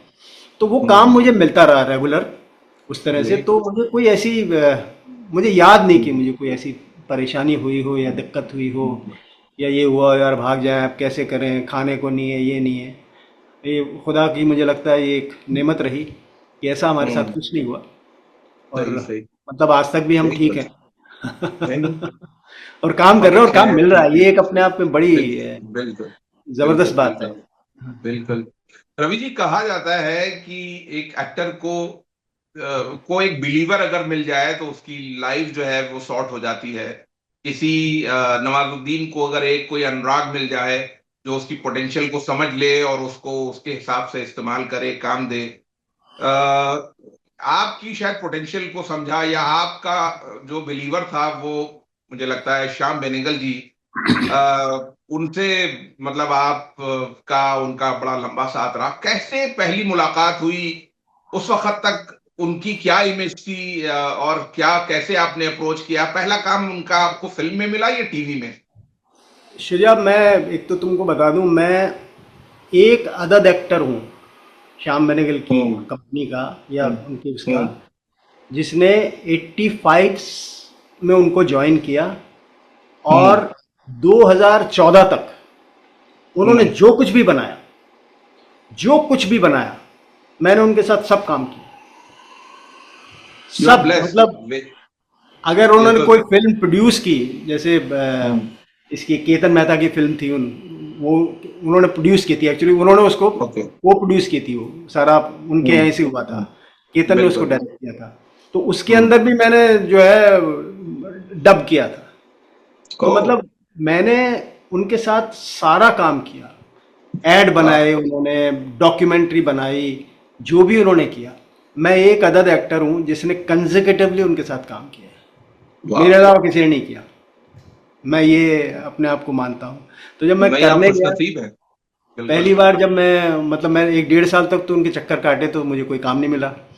तो मैंने हम्म गोविंद निहलानी साहब के साथ एक फिल्म की थी, और उसमें मेरा बहुत बेहतरीन काम था एक्चुअली। उसमें नसीर हम्म भी थे, ओम भी थे, काफ़ी बड़ी कास्ट थी। तो उसमें उन्होंने मुझे बहुत अच्छा काम दिया। तो उससे पहले पार्टी उन्होंने एक फिल्म बनाई थी, तो मैंने उसमें ऐसे ही, मतलब कोई काम तो था नहीं, हम्म ऐसे क्राउड में हम्म थे हम उनके साथ, एक आध कहीं हम्म जगह बोल दिया तो बोल दिया। तो उन्होंने कंपनसेट मुझे कहा, उन्होंने कहा नहीं मेरे पास, मैं फिल्म बनाऊंगा अगली तो तुमको काम दूंगा। तो उन्होंने अपनी बात को हम्म रखा भी, और उन्होंने मुझे उसमें फिल्म में हम्म काम दिया। तो वो फिल्म हम्म श्याम बेनेगल ने देखी, क्योंकि उस वक्त ये होता था शुजा, आप मानोगे, मतलब मैं भी अपनी फिल्मों के ट्रायल में गया हूँ। सारे के सारे डायरेक्टर, केतन मेहता, हम्म, कुंदन शाह, गोविंद निहलानी, मतलब जितने भी होते थे, बासु हम्म, चटर्जी, सब फिल्में, श्याम बेनेगल की फिल्म में तो उसको देखने आते थे, गोविंद निहलानी की फिल्म में तो सब इनवाइट होते थे, और सब वाह। लोग आते थे। तो ये बिल्कुल। अपने आप में बहुत और वो हमको कितना, मतलब हम एक्टर्स के लिए कितना बड़ा वो था। तो वो बिल्कुल। फिल्म जब देखी, तो श्याम बेनेगल ने अपने दुबे जी थे, अपने सत्यदेव दुबे, उनको कहा, उस हम्म वक्त हम पृथ्वी थिएटर पे बैठते थे, तो दुबे जी को कहा, वो लड़का था ना उस फिल्म में, तो दुबे दुबे जी भी थे उस फिल्म के अंदर, देखने के लिए गए थे। तो यार वो हम्म लड़का है, उसको बुलाओ। उसको मेरे को फिल्म में, अपनी फिल्म में मुझे चाहिए वो लड़का। तो दुबे जी ने मुझे कहा जब मैं पृथ्वी पे मिला, अरे जा जा, तेरे को पूछ रहे हैं, वो फिल्म बना रहे हैं, तेरे लिए काम है उसमें। तो सोचा, मैं तो 1.5 साल तक चक्कर काटता रहा, किसी ने पूछा ही नहीं मुझे। तो फिर उन्होंने कहा था वो 11 बजे तक आ जाते हैं, मैं तो 10 बजे जाके ऑफिस में बैठ गया। वो 11 बजे आए, उन्होंने मुझे देखा, वो इतना कमाल का आदमी था यार। उन्होंने मुझे देख के और मुझसे पूछा, आया रवि झाकल, हाउ आर यू, मतलब मेरे को इंट्रोडक्शन देने की वाह जरूरत नहीं पड़ी। उन्होंने कहा, वाह यार वाह। रवि झाकल, यस सर, हाँ हाउ आर यू, फाइन, हाँ सेट सेट। मैंने कहा, इस आदमी को मेरा नाम कैसे पता? मैंने तो अपना नाम भी नहीं बताया, लेकिन वो सब मतलब जानकारी उन्होंने हासिल करके मुझे बुलाया। तो सही। जब गए तो उन्होंने मुझे अंदर बुलाया, और उनका अजब एक तरीका था, पता नहीं, मतलब वो हमें बहुत बहुत बहुत टाइम तक रहा। वो बुलाते थे, फिर ऐसे ऐसे कुछ देखते थे, ऐसे करके देखते थे, turn this light, turn this side, turn this side, थोड़ा बैक दिखाओ, ऐसे करके, okay you are doing that part, फला पार्ट। राज को बोला, राज इधर आओ, चलो रवि को एक कॉन्ट्रैक्ट बनाओ, गिव में एडवांस मनी। तो उस वक्त वो जब मैं पहली जब फिल्म की, तो मतलब उन्होंने मुझे 15,000 रुपये उस वक्त दिया। तो वो जो फिल्म मैंने की, उसके बाद मैं उनके साथ ऐसा चिपका कि मैं उनके साथ मेरे ख्याल से 30 साल तक मैं उनके साथ मतलब काम करता रहा। और उनका हमको बहुत बड़ा सपोर्ट था। लोग कहते हैं, आज बहुत बड़े बड़े लोग कहते हैं, नसीर कहता है वो कम पैसे देते थे, फलां कहता है ये करते थे, लेकिन वो आपके आपको सिर्फ एक्टर की तरह नहीं रखा उन्होंने। अपने किसी भी एक्टर को एक्टर की तरह से नहीं रखते थे। वो फैमिली की तरह से होते थे। शुजा, जब भी कोई फिल्म बनती थी ना, तो पहले 10 लोग वो होते थे जो उनके साथ रेगुलर काम कर चुके हैं, हम्म, दिखाते थे। तो क्या बात है। अपने के रैना है, इला अरुण है, फलां है, रजत कपूर है, रवि झांकल है, ये है वो है, मतलब सबके नाम होते थे, राजेश्वरी सचदेव, सबके नाम होते थे। उसके बाद दूसरे लोगों के नाम होते थे। अब उसमें वाह। से कोई नहीं करता था, मतलब कास्ट कर लिया। जैसे मेरे को कहा है तुमको काम देना है, सर मैं तो उस वक्त हूँ नहीं।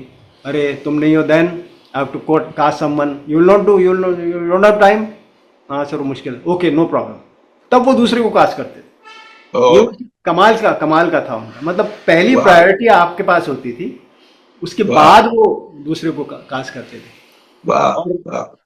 तुम बिलीव करोगे, जब मैं डिस्कवरी ऑफ इंडिया कर रहा था, तो उस वक्त मेरे पास थोड़े पैसे, क्योंकि वो डिस्कवरी ऑफ इंडिया से हमको पैसे मिलते थे, ठीक ठाक पैसे मिलते थे उस वक्त। तो हम्म मेरे पास थोड़ा पैसा इकट्ठा हो गया था। तो 88 में मैंने हम्म कहा कि यार घर ले लेते हैं। तो घर लेने गए तो पैसे तो इतने थे नहीं उस वक्त, शायद 3.5 लाख रुपए का मुझे घर खरीदना था। तो जो उनका जो चीफ था, तो वो मेरा बहुत अच्छा यार था। तो मैंने उसको कहा, मैंने कहा ऐसे ऐसे मेरे पास तो यार पैसे हैं नहीं, और ख़रीदना है, और मेरे पास इतने कम पैसे पड़ रहे हैं। तो बोला, मैं शाम में से तो दिलवा देता हूँ। मैंने कहा दे देंगे वो? हाँ हाँ मैं दिलवाता हूँ। तो वो मेरे को ले गया और उसको बोला, ये घर खरीद रहा है, इसको पैसे चाहिए सर। तो बोलो, बोले लौटाएगा कैसे? मैंने कहा सर मैं लौटाऊंगा नहीं, मैं तो काम करके, मेरे से आप काम करवा लेना और आप पैसा एडजस्ट कर लेना।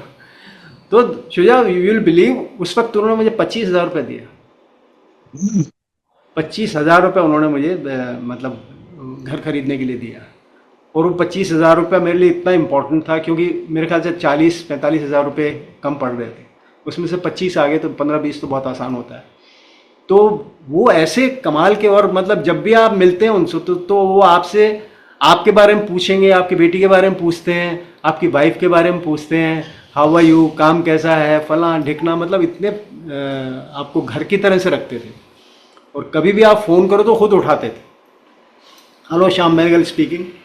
आप कभी भी उनको फ़ोन कर लो, लैंडलाइन पे हमेशा खुद उठाते थे। तो लाजवाब वाह। इंसान था। और मतलब मेरे ख्याल से सिनेमा का उससे बड़ा टीचर कोई नहीं हो सकता। वो कभी आपको ये नहीं सिखाते थे कि एक्टिंग कैसे करनी है। वो कहते थे आप करो, कहते हम्म, थे सीन पढ़ लिया। उसमें एक ये बड़ी एक जोरदार बात थी कि वो पहले एक एक गैदरिंग होती थी पहले, कोई भी फिल्म करने से पहले। और शुजा, आप तुम बिलीव करोगे, मतलब अगर आपका फिल्म में 2 दिन का काम है ना, और हम्म, 35 दिन का शेड्यूल है, तो आप 35 दिन के लिए जा रहे हो उनके पास। वाह। मतलब वो ये नहीं कहते थे कि तुम्हारा 2 दिन का काम है, तुम साथ आओ। And you paid for all 35 days, है? Paid for 35 days. वाह। वो 35 दिन का पैसा देते थे। वो कहते थे आप आओ। मतलब ये सिलसिला मैंने जुबैदा के पहले तक तो देखा। इसका लॉजिक क्या था, क्या कि वो आपको सब अपने खुद ये उनका क्यूज भी देने उनका हैं और वो तरीका सब भी है? उनका तरीका ऐसा था कि वो कहते थे कि आप जब तक अपने जो भी को एक्टर्स हैं उनको आप जानो, उस माहौल में आप रहो। वो कहते थे हम्म, आप वो कहते थे अगर तुम्हारा काम नहीं है तुम सुबह आओ, यूनिट के साथ आओ। तो मतलब बस में आते थे हम सब लोग बाग, बस जाती थी होटल हम्म, से, एक ही होटल में सब रुकते थे। सोचो आप, श्याम बेनेगल भी अच्छा। वही है, तो शबाना भी वही है, तो नसीर भी वही है, तो ओमपुरी भी वही है, रवि झाकल भी वही है, और जो हम्म, एक दिन का काम कर रहा है वो भी वही है। और वाह, सिंगल रूम में, डबल रूम में नहीं रहते थे लोग बाग। वाह। तो आपको बहुत अच्छा रखते थे। और आपका गेट टुगेदर होता था शाम को, कहते थे सब लोग साथ खाना खाएंगे, और शाम को साथ वाह, खाना खाते थे। वाह, अगर आपको शराब पीनी है तो वो कहेंगे मेरे रूम में आ जाओ, वाह। 2 दिन का आपको पिलाएंगे। लेकिन उनका एक टाइम होता था कि भाई बस 9 बजे के बाद I have to eat food. 9 बजे के बाद नहीं, आप आ जाओ, 8 बजे आ जाओ, 8:30 बजे आओ, हैव ड्रिंक, एक दो ड्रिंक लो और खाना खाओ। तो ये उनका तरीका था। तो वो अपने आप में बहुत बड़ी एक इंस्टीट्यूट था। तो मैं तो कहता हूँ, क्योंकि मैंने उनके साथ काम करके ही सीखा। हम्म, और हर स्टेप पे आपको सिखाते थे। और वो कभी नहीं कहते थे कि कैसे एक्ट करना है। वो कहते थे तुम 3 लोग हो ना, तुम परफॉर्म करो सीन को, टेक योर स्पेस, अगर तुमको मूव करना है मूव करो, कैसे भी करना है। फिर वो जब हो जाता था तब कहते हैं कि यार वहाँ तुम जा रहे हो, वहाँ मत जाओ, तुम यहीं पे रह के डायलॉग बोलो। और वो उस वक्त तुमने हाथ रेज किया था ना, वो हाथ रेज मत करना। मतलब ऐसे 2 3 4 चीज़ें बताते थे, फिर कहते थे चलो अब टेक करो। तो हमको समझ में नहीं आता था कि, मतलब हमको लगता ही नहीं था कि हम कोई अभिनय कर रहे हैं। और एक उनकी इतनी ज़बरदस्त वो एक ट्यूनिंग नहीं हो जाती है अपने एक्टर्स से। तो हम्म, उनको हमारा जो भी उनके साथ कंटिन्यूस काम करते रहे, तो उनको ये पता चल जाता था। उनको ये पता था कि इसकी अपनी कितनी क्रेडिबिलिटी है, ये क्या कर सकता है। ये उनको अपने सारे एक्टर्स के ऊपर बहुत भरोसा था। एक बार हमने कई बार पूछा भी उनसे कि मैंने कहा साहब आप अपने इन्हीं एक्टर्स को क्यों लेते हो? बोला जब फिल्म बनानी है और उसमें ये सूट करते हैं, तो मैं ऐसे दूसरे एक्टर को क्यों लाऊं? क्योंकि उसको लाऊंगा तो मुझे उसको समझना पड़ेगा। जिनको मैंने समझ लिया, जिनको मैं जानता हूँ, और जो मेरे कंफर्ट के एक्टर्स हैं, उनके साथ काम करने में कोई दिक्कत नहीं है। फिल्म बनाने में कोई दिक्कत नहीं है। सिनेमा तो वैसे ही बनता है। तुम अगर 4 फिल्में तुमने की तो चारों फिल्मों में तुम डिफरेंट डिफरेंट तरीके से तुमने काम किया है ना। तो उसमें कोई उनको दिक्कत नहीं लगती थी कि क्यों वही वही फेस। अब तुम मानो मेरा फेस उनकी 15 फिल्मों में है सेम एक्टर, मेरे जैसे और भी होंगे। सही, तो ये सही, मतलब बड़ा सही। लाजवाब इंसान थे। बिल्कुल, बिल्कुल। मेरा अगला सवाल ही यही था कि वो एज ए डायरेक्टर कैसे थे, क्या एक्टर को फ्रीडम देते थे, या बहुत सारे ऐसे डायरेक्टर्स हैं जो अपने असिस्टेंट से ब्लॉकिंग करते हैं और उसके बाद कह देते हैं कि यहाँ पे आना है, यहाँ पे खड़े होना है, यहाँ पे बोलना है, यहाँ पे आपको ये करना है। लेकिन जैसा कि आपने बताया कि वो एक्टर को कहते थे कि तुम करो और फिर अकॉर्डिंगली मैं कैमरा प्लेस करूंगा। एक मैं छोटा सा एग्जांपल आपको देता हूँ जी, उनका। जी, बिल्कुल। वेलकम टू सज्जनपुर हम फिल्म कर रहे थे। तो उसमें जो लास्ट का सीन है, वो आकर के और वो उसको कहता है आप तू लेटर लिख, लिख कि भाई हम्म, हम क्या, हमको हमारे को क्या अधिकार नहीं है जीने का। वो आके यूं ना खुद हम्म, उसको बोलता है हम्म, लेटर राइटर को। और लास्ट में जब वो पूरा हुआ सीन, तो मुझे लगा ऐसा कि मुझे उसको ऐसा ऐसे करके बोसा देना। तो हम्म, वो मैंने रिहर्सल में किया। तो उन्होंने कहा रवि ये बहुत अच्छा है, ये तुम करना टेक के अंदर भी। तो मैंने कहा सर ठीक है। हम्म, हमने किया, सीन हुआ, और जैसे ही मैंने लास्ट का लाइन बोला और मैं जैसे ही ये करने वाला था, इतने में कट कर दिया उन्होंने। तो मुझे समझ में नहीं आया यार ये कट कर दिया। तो मुझे लगा यार वो रह गया। अच्छा, तो कैमरा उठ गया, शुजा लाइट बंद होगी। हाँ, वो जैसे ही खत्म होता है बोलते हाँ अपना, चलो अभी वहाँ लो, पोर्च में ले जाओ, चलो पोर्च में शूट करेंगे। तो जैसे ही वो बोले, हाँ, तो मैंने कहा यार क्या करूँ, कहूँ क्या कहूँ। फिर मैंने कहा, चलो बोल ही देते हैं। फिर मैंने कहा, सर एक बात करनी थी आपसे। हाँ बताओ। मैंने कहा, सर आपने जल्दी कट कर दिया। बोले क्यों क्यों? फिर कैमरा बोला एक मिनट एक मिनट, क्यों क्या हुआ? मैंने सर वो अपन ने रिहर्सल में किया था, वो ऐसे मैं ऐसे उसको ये मतलब मैं दुआएं देता हूँ। बोले तुमने नहीं किया? मैंने कहा सर मैं करने वाला था, आपने कट बोल दिया। अरे वो तो बहुत अच्छा था। चलो दोबारा करते हैं। हाँ। वापस कैमरामैन को बुलाया, वापस कैमरा वाह। सेट किया, वो सीन दोबारा से किया। तो ये वाह। वो आदमी कमाल का, मतलब वो था।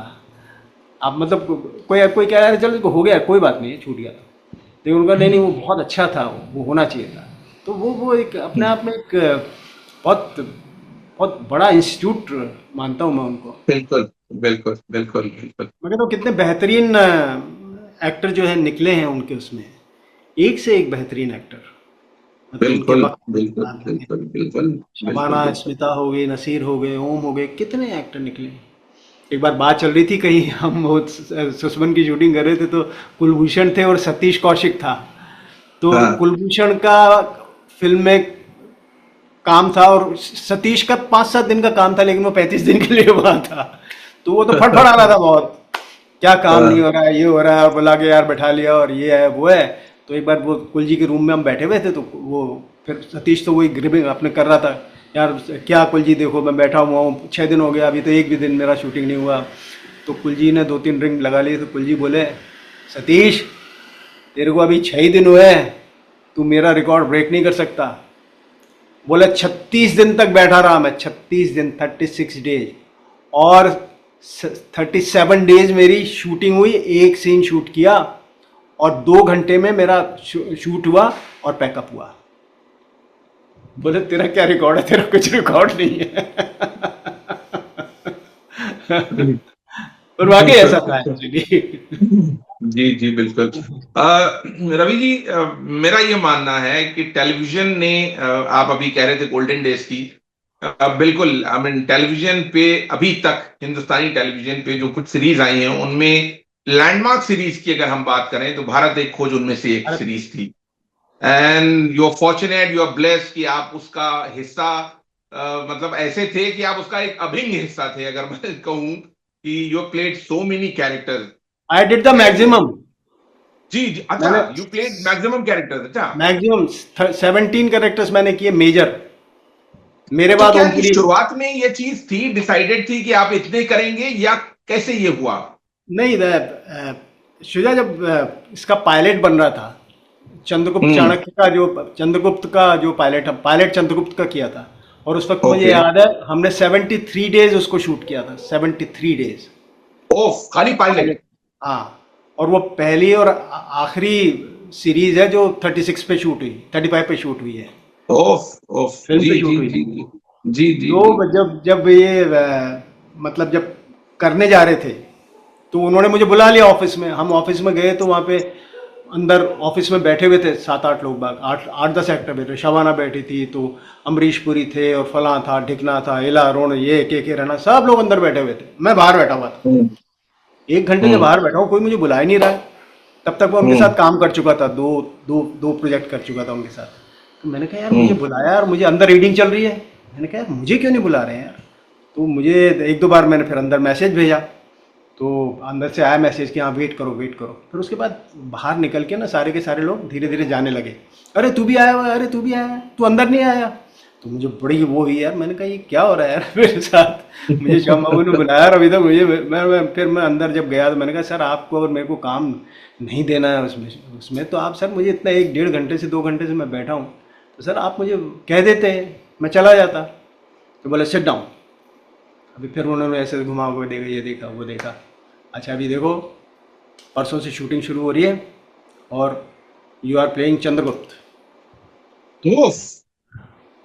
कहा, यार ये चंद्रगुप्त मैं तो मतलब उसका मतलब हीरो हूँ उसका। मैंने सब, are you serious, what do mean by serious. परसों से शूट किया, ये स्क्रिप्ट लेके जाओ और कल रीडिंग है फिल्म सिटी में। तो शुजा उनका ये होता था कि जैसे एक एपिसोड खत्म हुआ, हाँ। सेकंड एपिसोड के लिए शाम को 6 बजे जितने भी एक्टर के कास्ट होते थे वो सब आकर के वहां पर एक रीडिंग सेशन करते थे। वाह 99% एक्टर होते थे, वाह। रीडिंग होती थी, डिनर खाते थे, घर जाते थे, तो सुबह 8 बजे शूटिंग शुरू होती थी। ये मतलब 1 साल ऐसा रहा, ये उनका एक वाह वो था वाह वाह। काम करने का तरीका। तो पूरी ये सीरीज किसी सेट पे ही शूट हुई? वो कहाँ, फिल्म सिटी में थी या कहीं फिल्म और, सिटी, कैसे? सारी फिल्म अच्छा। सिटी। कहीं बाहर नहीं गए। हम्म। पूरी बस वो जो शॉट्स आपने देखे, जैसे एरियल शॉट है, ये वो है, वो सारे गोविंद निहलानी ने हाँ। किए हैं। जो उनकी जो शूटिंग थी, अपने नेहरू जी का जो काम था, वो गोविंद जी हम्म। ने किया था। वो अलग अलग लोकेशन पे ले जाके वो करते थे उसको, जो हम्म। भी लोकेशन आती थी उस वक्त, उसमें जो भी जिस कहानी में जो लोकेशन आती थी, तो उससे रिलेटेड जहाँ भी लोकेशन हो, चाहे केरला में थी या कहीं भी थी, तो वो गोविंद जी उसको शूट किया करते थे। बाकी सारी की सारी ओके। फिल्म वहीं पे शूट हुई, मतलब वहीं पे। आज ख़त्म हो गया तो सेकंड उसके लिए सोचो आप, प्लानिंग इतनी ज़बरदस्त हुआ करती थी उस वक्त कि अगर अगले दिन अगली कहानी में पहले ये लोकेशन है, तो उस लोकेशन को 3-4 दिन पहले फ्री किया जाता था, ताकि उसके ऊपर अगली उसका सेट ब्रीफिंग हो लगना सकती शुरू हो जाए। है। तो बहुत अच्छा। बहुत ही मतलब बड़े लेवल पे मतलब प्लानिंग रही होगी। हम्म। जो 3 साल तक तो लिखते ही रहे वो। हम्म। बेहतरीन राइटिंग, मतलब मुझे नहीं लगता है उससे बेहतरीन मतलब लिख करके कोई चीज़ बनी हो। बिल्कुल बिल्कुल, अनडाउटली। बहुत ही कमाल, बहुत ही बिल्कुल कमाल। बिल्कुल। तो कैसे ये जितने भी कैरेक्टर्स आपने करे, आई मीन लक्ष्मण, दुष्यंत, चंद्रगुप्त मौर्य, राणा राणा सांगा, सांगा, पृथ्वीराज पृथ्वीराज चौहान, चौहान। ये सारे कैरेक्टर्स, ये कैसे, ये एक के बाद एक आपकी अच्छी परफॉर्मेंस के बाद और उनको आता गया आप पर यकीन और आपको देते गए, या उन्होंने इनिशियली ये सोच लिया था कि ये सब करवाना है नहीं, आपसे? उनका ये था कि भाई एक कहानी अगर मैंने कर ली, मान लीजिए 2 एपिसोड, हम्म। तो मुझे 2 एपिसोड में मेन काम नहीं करना है। ये उनका अच्छा। मतलब अन अनस्पोकन रूल था वहाँ, कि भाई रवि ओके। ने अगर ये कर लिया है अभी, इसमें अगर ये मेन है, तो मैं उसमें होऊंगा, लेकिन मैं कोई सेकेंडरी पार्ट करूंगा, मेजर पार्ट मैं नहीं करूंगा। तो ओके। ये मेरे साथ अपने मैंने पृथ्वीराज चौहान किया था। उसके बाद राणा सांगा का वो होना था। तो राणा सांगा कास्ट हुए थे ओमपुरी। तो अच्छा। मेरे को ये काम दिया था कि भाई तुम ओमपुरी को भाषा सिखाओगे। तो मैं हम्म। ओमपुरी साहब को भाषा सिखाने जाता था। उनके त्रिमूर्ति जो उनका घर है सात बंगला में, वो हम्म। मुझे खाना बना के खिलाते थे, और थोड़ी सी रम पिलाते थे 2 पैक, और मैं उनको डायलॉग सिखाता था। तो 5 दिन तक मैं उनको लाइनें सिखाता रहा, क्योंकि सारी राजस्थान में थे और मैंने लिखी थी वो हम्म। सारी। तो अच्छा। लास्ट डे, अगला दिन शूटिंग है, तो अगले दिन हम्म। शूटिंग के लिए मैं गया, तो मैंने देखा पुरी साहब पहले से ही चालू है।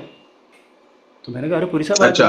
बोला, यार बस, पहले अदरवाइज वो पहले रिहर्सल करते थे, फिर मतलब 1-2 दिन का प्रोग्राम बनता था। सही। मैंने कहा आज ये क्या सर आप, बस यार। तो मैंने कहा सर चलिए रिहर्सल करते हैं। हाँ करते हैं, थोड़ा सा बोला, तो बोलते हैं रवि यार मैं नहीं कर रहा ये रोल। तो मैंने कहा क्या बात कर रहे हो सर, कल शूटिंग है, कल से आप नहीं करोगे तो कौन करेगा, मैं आपके पीछे लगा हुआ हूँ। मैंने कहा आप, अरे नहीं यार मेरे से लाइनें आने तरीके से नहीं बोली जा रही। मैंने कहा सर नहीं, बहुत अच्छी बोल रहे हो आप, मैं बता रहा हूँ ना आपको, मैंने लिखी है लाइनें, आप बहुत अच्छा बोल रहे हो। बोला नहीं नहीं। फ़ोन उठाया, शाम, मैंने कल फ़ोन घुमाया, बोलते श्याम लिसन, ये मैं जो है राणा सांगा का मैं पार्ट नहीं कर सकता हूँ कल, मैं नहीं करूँगा, यू कास्ट समवन एल्स।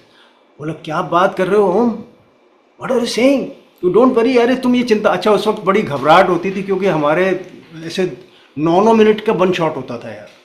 हम्म। हम एक्टर्स को बहुत, और फिल्म पे शूट होती थी, तो मतलब अगर आप जब एक बार गड़बड़ कर गए तो पूरा डब्बा 10 मिनट का तो डब्बा आता था उस वक्त, तो पूरा डब्बा हटा के दूसरा डब्बा लगाते थे, और उस वक्त शायद 11-12 हज़ार रुपये का आता था वो। तो बोले अरे मैं कहाँ से एक्टर लाऊंगा, तुम, अरे तुम, मैं ठीक कर दूंगा, तुम चिंता मत करो, अपन छोटे छोटे शॉट ले लेंगे। बोले no no, you don't have to change your planning, I am telling you, you do one thing, तुम रवि झांकल को कास्ट कर लो। मेरे सामने ही मुझे बोल रहे हैं। तो मैं घबरा, मैंने कहा पुरी साहब क्या बात कर रहे हो, नहीं नहीं मैं नहीं। तो बोला अच्छा उसको फ़ोन दो। तो मेरे को फ़ोन दिया, मैं बोले श्याम बाबू, रवि लिसन टू मी, कल 8 बजे तुम फिल्म सिटी पहुंच जाना, ओके। टक से फ़ोन रख दिया। मैंने कहा पुरी साहब ये क्या सर, आप क्या, आप, मैंने कहा आपने मुझे फंसा दिया। अब मैं ये सोच रहा हूँ यार ओमपुरी करेगा, मैं उसको कैसे करूँगा, मेरा ये नहीं था कि मैं क्या करूँगा। मुझे ये लगा, मैंने कहा पुरी साहब जो चीज़ कर रहे हैं वो मुझे करने के लिए बोल रहे हैं, तो एक एक अजीब सी वो कॉन्शियसनेस नहीं आती। अरे बोले तू बहुत अच्छा कर रहा है यार, तू मुझे सिखा रहा है, मुझे पता है ना तू अच्छा करेगा, मुझे मालूम है। तो मैं घबरा गया, मैं घर चला गया उस वक्त, और 2 ड्रिंक मार ली मैंने और घर चला गया मैं। तो सुबह 8 बजे सेट पे पहुंचना था। तो सोचा 7:30 बजे मेरे मैं अपने सौराज सर्किल पे रहता था, वहीं से जाते थे पुरी साहब निकल के। तो 7:15 बजे नॉक हुई, मैंने दरवाज़ा खोला, पुरी साहब सामने खड़े हैं। मैंने, पुरी साहब आप चल, मैं तेरे को लेने आया हूँ, तेरे को छोड़ छोड़ के आऊँगा मैं। उन्होंने मुझे गाड़ी में बिठाया, मुझे फिल्म सिटी ले गए। फिल्म सिटी ले जाके मेरा मेकअप हुआ। मेकअप होने के बाद पहला जब शॉट हुआ, तो वो लंबा एक सीन था, उसमें 5-6 मिनट का। अच्छा, मुझे तो क्योंकि सारे डायलॉग याद हो गए थे, मैं उनको याद करवा रहा था, तो मैंने लिखे थे। तो वो एक शॉट में वो था, तो वो हुआ। उसके बाद वो वापस गए। मतलब आज भी मेरे वाह को इतनी वाह। खुशी होती है कि यार क्या लोगों में स्पिरिट थी काम की, सोचो आप। रवि उस जी, यू आर स्पिरिट से वो ब्लेस्ड कि चीज मिली। कितने बड़े लोगों के साथ आपने काम किया है, वाह। हाँ, अरे मतलब मैं बहुत घबराया। मैंने कहा यार पुरी साहब का काम मेरे को करने के लिए बोल रहे हैं।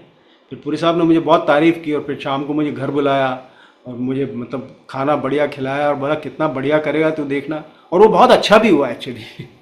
दूसरे और जो किरदार थे वो भी बड़े लाजवाब हैं, चाहे वो लक्ष्मण जी का कैरेक्टर हो, दुष्यंत का हो, चंद्रगुप्त मौर्य, पृथ्वीराज चौहान।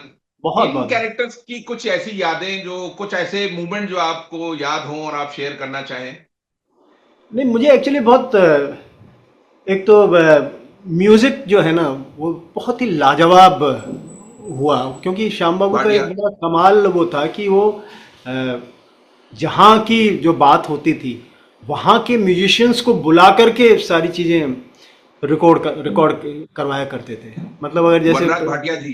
हम्म। मनराज हम्म। भाटिया जो थे, वो मतलब हम्म। बाकायदा हमारे जैसे उसमें लंगास को गाना था, गाना जो पृथ्वीराज की, जो पृथ्वीराज रासो को हम्म। जो उन्होंने लेकर के किया था, तो जो जी। इतनी बढ़िया कंपोजिशन थी म्यूजिक बिल्कुल। की, और वो बिल्कुल। इतने मजे आते थे। और जो उसका लेखन होता था, हम्म। मतलब मैं मुझे वो दुष्यंत का याद है।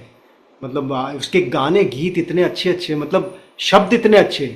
तो कहता है, हे मदिर नयनी तुम ही, केवल तुम ही मेरे निलय में है मधिर नयनी। मतलब इतना सुंदर लिखते थे ना वो। वाह। दूसरे को स्थान कैसा अब हो निलय में है मदिर नयनी। तो इतना बेहतरीन लिखा गया था उस वक्त ना। और उसको आपको गाने में और परफॉर्म करने में बड़ा मजा आता था। तो राइट, राइट। बहरहाल आई कैन इमेजिन कि क्या सेट पे माहौल होता होगा और कितना अच्छा काम कमाल हुआ का। है। तो ये लाजवाब है वाकई में, वो दोबारा अब नहीं हो सकता, वो नहीं वो होता। प्रोजेक्ट अब दोबारा नहीं बन सकता। और जी जी शुजा, जी। आप बिलीव करोगे, बड़े से बड़े एक्टर घबराते थे कास्ट होने हम्म। में, डरते थे। हम्म। क्योंकि वो हम्म। एक वो फैला हुआ था कि यार वहाँ की जी। भाषा बड़ी जबरदस्त हम्म। होती है। मतलब मुझे एक इंसिडेंट याद है, हम महाभारत का एक पूरा सीक्वेंस कर रहे थे। उसमें सलीम हम्म। गौस था, कृष्ण बना था। मैं उसमें हम्म। बलराम बना था। तो हम्म। कृष्ण अपनी 3.5 मिनट की लाइन बोलता है। उसके बाद ये अपने बोलता है अपना, मैं बोलता हूँ 2.5 मिनट। उसके बाद 1 मिनट सात्विकी बोलता है। और उसके बाद फिर जो अपने दूसरे 3-4 एक्टर थे वो बोलते हैं। 9 मिनट की सीक्वेंस थी, एक शॉट। तो हाँ। बार बार कृष्ण तो अपनी लाइनें बोल दे, मेरा नंबर आया, मैं हर बार भूल रहा हूँ। एक ही लाइन पे एक ही जगह अटक रहा हूँ। एक बार, 2 बार, 3 बार। तो उसका चीफ असिस्टेंट आके मुझे बोला, यार क्या कर रहा है रवि, साले 11,000 का रोल आता है, तू 2 रोल खा गया। अब मेरे दिमाग में ये बैठ गया, यार मैं तो 25,000 रुपये तो खराब कर दिया इनका, और हो नहीं रहा है। तो शुजा, मुझसे 5 बार नहीं हुआ, can you believe it, 5 times एक ही जगह अटक रहा हूँ। तो फिर मेरी हिम्मत, पता नहीं मैंने कैसे हिम्मत जुटाई। तो मैं उनके पास गया, मैंने कहा सर गड़बड़ हो रहा है सर। सर ऐसा कर सकते हैं क्या, मैं जहाँ से भूल रहा हूँ वहाँ से पकड़ सकते हैं क्या। तो उन्होंने मेरी तरफ ऐसा देखा, बोला बोला go in the corner and learn your lines, and I know that you will do it. Okay. 10 minute का ब्रेक करते हैं, मूर्ति जी लाइट बंद कर दो, 10 मिनट का ब्रेक करते हैं। I know you remember your lines and you will do it. Suja, मैंने आंख बंद की और 2-3 बार लाइनें बोली, और मुझे लाइनें याद हो गई। मैंने कहा सर आई एम रेडी। जैसे ही मैं रेडी हो गया, मैंने बोला, वो लगाने लगे। इतने में जो सात्विकी मेरे बाद बोलता है 1 मिनट, वो आकर के श्याम बाबू के पाँव में पड़ गया। बोला सर मेरे से नहीं होगा। बोले तुमको क्या हुआ। बोला सर ये बोल देगा, बलराम भी बोल देगा, मैं भूल जाऊंगा तो मेरे से नहीं होगा। आप किसी और को ले लो। शाम में निकल गया, ये क्या हो गया यार इसको। तो मतलब ऐसा था। और जब बोलने लगे तो कृष्ण ने बोल दिया, मैंने भी बोल दिया, सात्विकी ने भी बोल दिया, इन चारों पांचों ने बोल दिया और शॉर्ट हो गया। तो ऐसी जो है ना, मतलब कई बार दहशत होती थी। हम्म। मतलब शूटिंग की भी दहशत होती है हम लोगों को कई बार। लेकिन बिल्कुल वो एक बिल्कुल। बड़ा कमाल का ये था उनका, और ये पूरे साल भर रहा, कि वो आपको हम्म। ये बता देते थे कि मैं अगले दिन पहला मेरा शॉट क्या है और कहाँ हम्म। तक वो शॉट कर रहे हैं अपन। अगर 3 मिनट का सीन अच्छा। होता तो 3 मिनट का बताते थे कि यहाँ से यहाँ तक करेंगे अपन। तो ये हम्म। उनकी एक बड़ी अच्छी बात थी। तो मतलब हम प्रिपेयर होके जाते थे, और हम्म। मतलब उसमें दिक्कत नहीं होती थी। हम्म। तो ये उनका एक सही था, सही। बताना कि एक्टर को भाई यहाँ तक है, इसको याद कर लो तुम। बहुत खूब बहुत खूब। रवि जी, पिछले दिनों आपने राणा सांगा का कैरेक्टर किया। पिछले दिनों थोड़ा चर्चा में रहे राणा सांगा जी, कि उन्होंने बाबर को इनवाइट किया था और हिंदुस्तान के आने के पीछे वो थे, बाबर के। इस पर आपका क्या कहना है? ये इसको आप कैसे देखते हैं? आई एम श्योर आपने कैरेक्टर को भी स्टडी किया होगा। नहीं, हमने एक्चुअली जब ये इस तरह की वो हुई ना, ये पॉलिटिकल जो मसला हुआ, तो मुझे भी, क्योंकि हम्म। मैं राजस्थान से हूँ, तो काफ़ी सारे लोगों ने वहाँ से मुझे, भीम आर्मी हम्म। और वहाँ के भी बहुत सारे वो हैं, उन्होंने भी, ऑर्गेनाइजेशन ने भी मुझे फ़ोन किया कि भाई आपने ये किया, आपका इसके बारे में क्या विचार है। तो फिर मैंने उनसे यही कहा, मैंने कहा भाई मेरे को तो हमको जो लाइनें दे दी जाती हैं कि भाई बाबर को उसने इनवाइट किया था नहीं किया था, मैंने कहा हमको तो जो लाइनें दी जाती हैं हम तो लाइनों को बोलते हैं। हम ये उसमें नहीं नहीं जानते कि भाई बुलाया था नहीं बुलाया था, क्योंकि हम उसमें कहाँ, एक्टर कहाँ उसमें पढ़ सकता है। भाई बुलाया होगा तो बुलाया, नहीं बुलाया होगा तो नहीं बुलाया। मैंने आज से 30 साल पहले, 35 साल पहले ये काम किया है। अब आप मुझसे कहो जी आपका इसके बारे में क्या विचार है, मैंने कहा मेरा विचार तो मतलब जो वो कह रहे हैं वो ठीक ही कहा होगा उन्होंने, क्योंकि वो भी किसी बुक से ही लेकर के किया था उन्होंने। कोई ऐसे कोई वो नहीं हुआ था, क्योंकि कोई भी जो उसमें बात कही, कोई भी जो मतलब जो एपिसोड होता था, उसका एक रेफरेंस पॉइंट हमेशा रहा है। मतलब बिना रेफरेंस के शाम मैंने कहा कोई काम नहीं किया, अपनी नो, तरह से कोई चीज़ नहीं बिल्कुल बनाई। बिल्कुल बिल्कुल बिल्कुल बिल्कुल। आ, आपने इतने फिल्मों में और भारत एक खोज में अलग अलग किरदार निभाए। फिर आखिरी दिनों में जो आपने वेलकम टू सज्जनपुर में एक यूनक का किरदार निभाया, वो भी बड़ा मजेदार था और बहुत हम्म। अच्छा किया आपने उसको। कैसे, क्या आपने कभी श्याम बाबू से पूछा कि आपने मुझे किस तरीके से देखा है और क्या क्या चीजें मुझमें फिट होती जाती हैं? इस पर उनका क्या कहना था? नहीं, मैं एक्चुअली सिवाय जब क्या ये, सिर्फ एक्टर को जानना जरूरी है, या ये एक्टर ये किरदार निभा सकता है ये भी एक डायरेक्टर देखता है, या मैं कुछ नया प्रोस्पेक्टिव लाऊं, एक नया एक्टर लाऊं तो लोगों को हमसे कुछ और भी मिले? जी सॉरी। जब इसकी कास्टिंग हो रही थी तब उन्होंने मुझे बुलाया और मुझे कहा कि भाई इस फिल्म के अंदर तुम्हारे लिए एक फला रोल है, एक कोई अ, कोई ठाकुर का कोई रोल था, कुछ मतलब ऐसी वो चक्की वक्की पे काम करता है, ऐसा कोई रोल था, मतलब कोई एक उन्होंने बताई मुझे कहानी। तो मैंने कहा सर ऐसे तो मैं आपके साथ बहुत कर चुका हूँ, कोई आप थोड़ा और ढंग का काम दो, बोलो और तुमको क्या दिखता है इसके अंदर। मैंने सर मैंने आपके साथ कभी मतलब चैलेंजिंग काम नहीं किया, आप मुझे यूनक कि उसमें कास्ट कर लीजिए। नहीं नहीं, वो यूनक तो मैं तुमको नहीं करवा सकता, वो तो अपने वो कर रहा है, क्या नाम है उसका यार, एक्टर जिसने बेल्डन अब्बा किया था इनके साथ, श्याम बाबू के साथ, मैं नाम भूल रहा हूँ उनका। Okay okay. हाँ, बोमन। बमन ईरानी, सॉरी। तो हम्म। वो तो बमन कर रहा है। मैंने कहा फिर ठीक है सर। हमारा ये था कि भाई अगर कोई बड़ा स्टार कोई फिल्म में आता है तो हमारी श्याम बाबू की हम्म। फिल्म बड़ी बन जाती। मैंने कहा नहीं सर, वो कर सही। रहे हैं तो तो आप जो कह रहे हो मैं वो करूँगा। होगी बात। वो बोला हाँ तुम वो करो, 5-6 दिन का काम था। मैंने कहा ठीक है सर। तो फिर जब फिल्म शुरू होने वाली थी, सब प्लान हो गया सारा, कुछ 25-26 दिन पहले मेरे को उन्होंने फ़ोन किया। लंदन में थे कहीं उस वक्त, पढ़ाने गए हुए थे लंदन में, पता नहीं कहाँ थे। हम्म। तो बोला रवि, अच्छा अभी देखो एक चेंज हुआ है, तुम है ना वो फलां रोल नहीं कर रहे हो, तुम वो यूनक वाला रोल कर रहे हो मुन्नी बाई का। तो हम्म। मैंने कहा नहीं वो तो बमन करने वाले थे। बोले नहीं नहीं, वो बमन का कुछ प्रॉब्लम हुआ है, बमन को लगता है कि that role will be very, मतलब मेरी पर्सनैलिटी के लिए बहुत बड़ा हो जाएगा, वो ऑलरेडी लार्जर देन लाइफ होते हैं कैरेक्टर्स, तो और मैं मेरी इतनी बड़ी पर्सनैलिटी उसके ऊपर वो करेंगे तो पता नहीं वेयर आई विल गो। तो मेरे ख्याल से मुझे वो नहीं करना चाहिए। तो बमन का ऐसा कहना है, आई एग्री विद हिम, तो तुम करो उसको। मैंने कहा सर आप पहले तय कर लो, फिर आप ये नहीं पता चला 10 दिन बाद आप कुछ बोले नहीं नहीं तुम तैयारी करो। तो मैंने कहा सर आप बताओ मुझे क्या करना है उसके लिए। तो बोलते हैं कि तुम अपना 10 किलो वजन कम करो। मैंने कहा और क्या। हम्म। बोले एक 50 साल का जो एक्टर है, आदमी है, वो ब्यूटीफुल कैसे लग सकता है इसकी कोशिश करो। हम्म। यूं खूबसूरत कैसे लग सकता है उसकी कोशिश करो, 10 10 किलो वजन कम करो। मैंने हम्म। सोचा अपना 10 किलो वजन कम कर लिया। और अच्छा। आप बिलीव करोगे, एक हफ्ते पहले, शूटिंग से एक हफ्ते पहले मुझे हैदराबाद भेज दिया गया। और वहाँ पे 40 यूनक की एक वो थी पूरी, 40 यूनक थे वहाँ हम्म। पर, जो फिल्म में भी हम्म। थे बाद में। हम्म। तो उनके साथ मेरा वर्कशॉप हुआ। मतलब ओ। उनके साथ ही मैं नाश्ता करता था, उनके साथ ही मैं लंच किया करता था। और हम्म। मतलब मैं उन्हीं के साथ रहा। हम्म। और मतलब बहुत सारी चीज़ें उनके बारे में जानी, बहुत मतलब ये बड़ा बहुत ही कमाल का मेरा एक्सपीरियंस रहा। और शुजा तुम बिलीव करोगे, जिस दिन पहला दिन शूटिंग का, देखो हम हम्म। एक्टर्स के साथ क्या होता है, पहला दिन शूटिंग का मैं ऐसी वो शिफॉन की साड़ियाँ पहनता था उसमें मैं सारी। तो हम्म। पहला दिन शूटिंग का मैंने साड़ी वाड़ी पहन के और मैं तैयार होकर के, और जो पहले एक्चुअली जो करने वाले थे ना सीन, जैसे तुम कहो भैया अभी रवि भाई कल अपन वो 9 का सेकंड 9 का 2 नंबर कर रहे हैं अपन, तो आप वो याद करके हम्म। आना। तो जब 9 का 2 नंबर में याद करके आ गया, जो मेरा इंट्रोडक्शन का था, सॉन्ग था वो हम्म। मैंने याद कर लिया, गाना वाना सुन लिया। आया तो उन्होंने प्लानिंग बदल दी, बोला नहीं तुम्हारा इंट्रोडक्शन का सीन करेंगे। मैंने कहा यार इंट्रोडक्शन का तो मैंने याद ही नहीं किया। फिर मैं बहुत अपसेट हो गया। हम्म।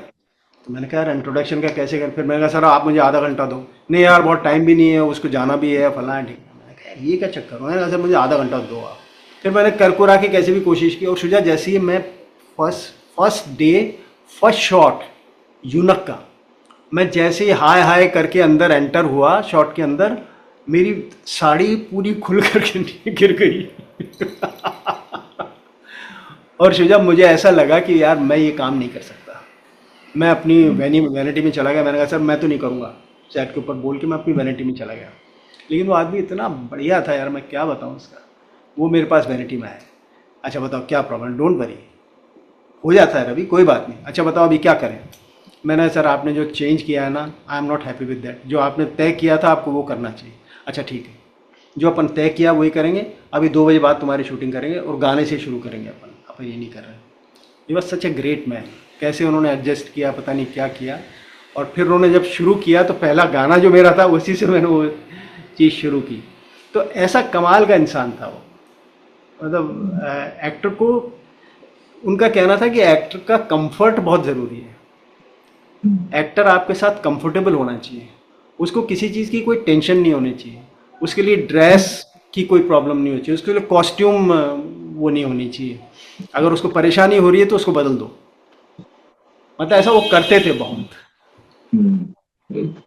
क्योंकि कहा जाता है कि हम लोग बड़ी शख्सियतों को जो रिस्पेक्ट डिजर्व करते हैं नहीं देते। अ, खैर जब तक वो जिंदा रहे वो बार बार प्रूव करते रहे अपने काम के जरिए कि वो बहुत बड़ी शख्सियत थे। आज वो हमारे बीच नहीं है। मैंने अभी कुछ दिन पहले उनकी एक बेटी की पोस्ट देखी जिसमें हैदराबाद के कॉलेज में उनके नाम से पेड़ लगाया गया।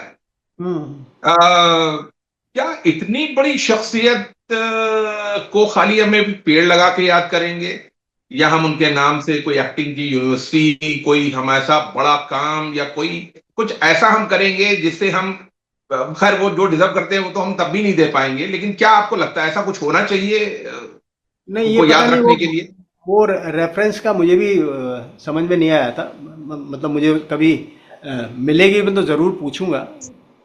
मैंने जानने की भी कोशिश की तो उन्होंने कोई एक पेड़ लगाया था एक्चुअली वहाँ पर। हम्म। तो वो अच्छा। जगह थी तो वो पेड़ हवा में या आंधी में वो वहाँ से गिर गया एक्चुअली, जो उन्होंने अच्छा। लगाया था। तो फिर भी उसके गिरने के बाद भी उसमें से थोड़ा सा और दूसरी कोई वो निकल के खड़ी हो गई अच्छा। एक्चुअली। वो ओके उन्होंने ओके, किसी अच्छा। वक्त में पेड़ लगाया था एक्चुअली। तो वो जो हम्म ऐसा मार्क किया हुआ था ना, वो वहां उन्होंने हम्म। पेड़ लगाया था खुद ने। तो वो पेड़ हम्म वैसे बहुत बड़ा हो गया था, लेकिन आंधी में वो पेड़ गिर गया। हम्म। ऐसा मुझे, मैं जो उनका एक सही सही एसोसिएट है, जो जो उनका हाँ, हाँ, एग्जीक्यूटिव प्रोड्यूसर है, वो मेरा दोस्त है सतीश करके। सही सही उसने मुझे सही। बताया कि ऐसा हुआ, मैंने उससे पूछा हम्म। था। तो वो शायद नहीं, लेकिन वो समझा श्याम नहीं बाबू पाई होगी को तरीके से। ट्रिब्यूट पेश करने के लिए क्या आपको लगता है कुछ ऐसा होना चाहिए जिससे उनको जनरेशन्स में याद रखा जाए?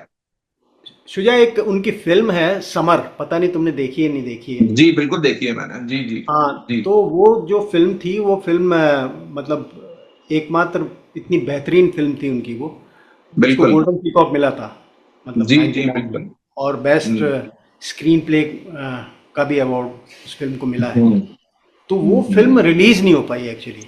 रघुवीर यादव साहब उसमें हैं जी। उसमें मतलब I played the major part, जी आई वाज अ बिल्कुल गुड बिल्कुल, गाय दैट। ऑफ हाँ, तो कोर्स। उसमें, तो वो फिल्म जो है ना, अभी उसको उन्होंने रिस्टोर किया है उस फिल्म को, क्योंकि वही हम्म। उनकी एकमात्र फिल्म है जो रिलीज नहीं हुई। जो अच्छा। मतलब उनकी कोई ऐसी फिल्म नहीं थी कि लास्ट के डेज में ये बात कही भी, कि बोले मैंने जो भी काम किया सब मेरा काम देखा गया। मतलब हम्म फिल्म रिलीज होती है, वो कितनी चलती है नहीं चलती है वो एक विषय अलग है, लेकिन एक समर मेरी हम्म फिल्म है जो रिलीज नहीं हुई। तो हम्म। वो उनको उसका बड़ा वो रहा, तो उसको उन्होंने रिस्टोर किया अभी उस फिल्म को पूरी को, और ओके। उसको रिलीज करने का चल रहा है। तो की सरकार से भी प्लानिंग है। थोड़ी सी उनको वो हो रही है, तो वो उसका रिस्टोर तो हो गई वो फिल्म। उस पे तो जो हम्म। इन्वेस्टमेंट था वो उन्होंने मतलब किसी ने किया है उसको। अब वो फिल्म को ओके। रिलीज करने का चल रहा है। तो वो देखें अरे किस वाह। तरह से होता है, वो एक मुझे लगता है एक बड़ा ट्रिब्यूट होगा उनको, अगर हो जाएगा तो। हम्म और हम्म बिल्कुल सही कह रहे हो, मतलब उनके जाने के बाद कोई ऐसा बड़ा काम अभी तक नहीं हुआ है जो उनको ट्रिब्यूट की तरह से मतलब हम्म। देखा जा सके। सही सही तो सही। होना चाहिए, उनके फेस्टिवल होने चाहिए, बिल्कुल। मतलब लोग कर रहे हैं ऐसा, फेस्टिवल भी लोग कर रहे हैं, लेकिन मतलब अभी तक ऐसा मीडिया में नहीं आया कि भाई उनको ट्रिब्यूट ये हम्म दिया जा रहा है। ये बात तुम्हारी करेक्ट है। हम्म। रवि, दूरदर्शन से लेके प्राइवेट टेलीविजन और सिनेमा, फिर ओटीटी, ये जो पूरा आर्क है, ये कैसे इसको आप देखते हैं? और क्या हम आज बेहतर कंटेंट बना रहे हैं, या हम पहले बेहतर बना रहे थे, या कैसे इस पूरी सफर को आप कैसे देखते हैं, जर्नी कैसी देखते हैं? शुजा, एक चीज़ ज़रूर हुई है। एक तो क्या हुआ है, ये जो जितना भी मतलब ये जो कॉरपोरेट सेक्टर आया है ना, इस हम्म कॉरपोरेट सेक्टर से मुझे लगा कहीं ना कहीं एक क्रिएटिविटी जो होती है, जो भी डायरेक्टर की या एक्टर की, उस पे ज़रूर मतलब वो हुआ है। वो ज़रूर एक अजीब अजब सी जो कॉन्शियसनेस आई है ना, वो डेफिनेटली आई है। जैसे अगर एक्टर सेट के ऊपर है, वो अगर 9 बजे की जगह 9:30 बजे पहुंच जाता है, या और कोई ऐसी होती है, तो पूछने वाले लोग बहुत खड़े हो जाते हैं।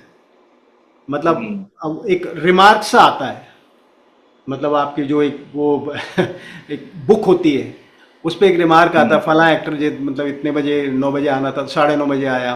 तो फिर उस पर एक रिमार्क आता है, उसके ऊपर आपको साइन करने पड़ते हैं। मैंने अभी एक पिक्चर की थी किसी के साथ, तो मैं 9 का 9:30 बजे पहुंचा। अब 9:30 बजे किसी ने पूछा नहीं क्यों, क्यों पहुंचे 9:30 बजे। भाई हम तो नीचे खड़े हुए हैं, गाड़ी तुम्हारी लेट आई, हम लोग लेट आए। लेकिन ये मतलब ये ऐसी चीज़ें होती हैं। डायरेक्टर्स के साथ भी होता है। अभी जो मैंने एक फ़िल्म की है, बहुत अच्छी बहुत बड़ी फ़िल्म है वो, तो उसमें लड़की है जिसने वो डायरेक्ट की है फ़िल्म। तो वो लड़की अपने एक्सपीरियंस मुझे बता रही थी, बेचारी बहुत अच्छी लड़की है, अपने बंगाल की लड़की है वो, और उसी ने उसको लिखा है फ़िल्म को। बहुत बढ़िया फ़िल्म बनी है, बेबी के नाम से फ़िल्म है। अभी आएगी मेरे ख्याल से सितंबर अक्टूबर में रिलीज़ होगी। मौका लगेगा तुमको भी दिखाऊंगा मैं। तो वो भी ऐसी ऐसी बातें बताने लगी जो मतलब हमने कभी नहीं सुने। मैंने अब 35 साल 40 साल मुझे हो गए, इस तरह की बातें हम कभी नहीं सुनते, क्योंकि सेट के ऊपर डायरेक्टर जो होता है वही वही बॉस होता है, मतलब अल्टीमेट होता है। अभी लेकिन यहाँ पे बहुत सारे बॉसेस दिखते हैं एक्चुअली। वो कोई उसका डिज़ाइनर जो होता है वो चीज़ों को देखता है, वो पहले ओके करता है तब चीज़ होती है।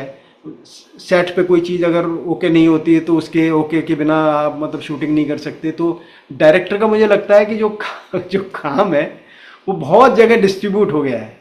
मतलब डायरेक्टर किसी चीज़ को ओके नहीं कर सकता कि भाई ये सेट है तो सेट वाला डिसाइड करता है कि कैसा सेट बनेगा, क्योंकि वो डिज़ाइन करके आपको दे देता है, उसके बाद वो बना के दे देता है आपको, उसके बाद उसकी रेस्पॉन्सिबिलिटी डायरेक्टर की रेस्पॉन्सिबिलिटी नहीं। जबकि सिनेमा में हम तो ये देखते आए हैं कि हर चीज़ की रेस्पॉन्सिबिलिटी डायरेक्टर की हुआ करती है जो फिल्म को डायरेक्ट करता है।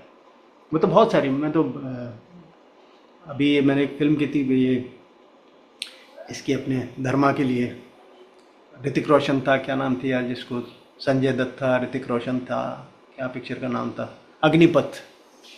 मैंने वो पिक्चर की थी, उसमें मैंने मतलब वो फर्स्ट टाइम डायरेक्टर था जो फिल्म डायरेक्ट कर रहा था, लेकिन मैंने उसको इतना स्ट्रॉन्ग तरीके से अपनी बात को रखता था वो कि कोई भी जो वो कहता था वही फाइनल होता था। मतलब यहाँ तक हुआ कि उसने इतना बड़ा कैमरामैन था रवि, साउथ का, रवि की नागी था, क्या नाम था उनका, जी जी।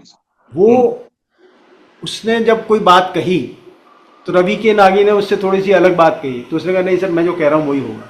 तो दोनों में कुछ इस तरह की बात हो गई, तो डायरेक्टर ने कैमरामैन को बदल दिया, लेकिन डायरेक्टर ने जो कहा वही हुआ। कैमरामैन चेंज हो गया एक्चुअली, आप बिलीव करो इतना बड़ा कैमरामैन हो।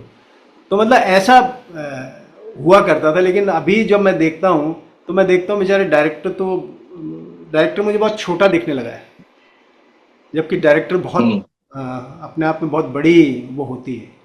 तो ये मुझे लगता है एक तो चेंज आया है, पैसा बहुत आया है।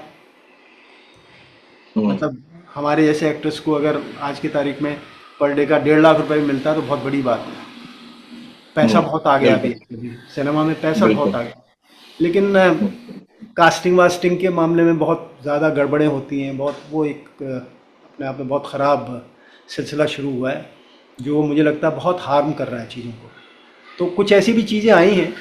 तो ये जो डिस्ट्रीब्यूशन हुआ है ना, पूरा सिनेमा डिस्ट्रीब्यूट हो गया एक्चुअली, बहुत सारी उसमें बट गया, डिपार्टमेंट्स में बट गया एक्चुअली। और वो अपने आप वही लोग कोऑर्डिनेट करके आपको तय करके देते हैं।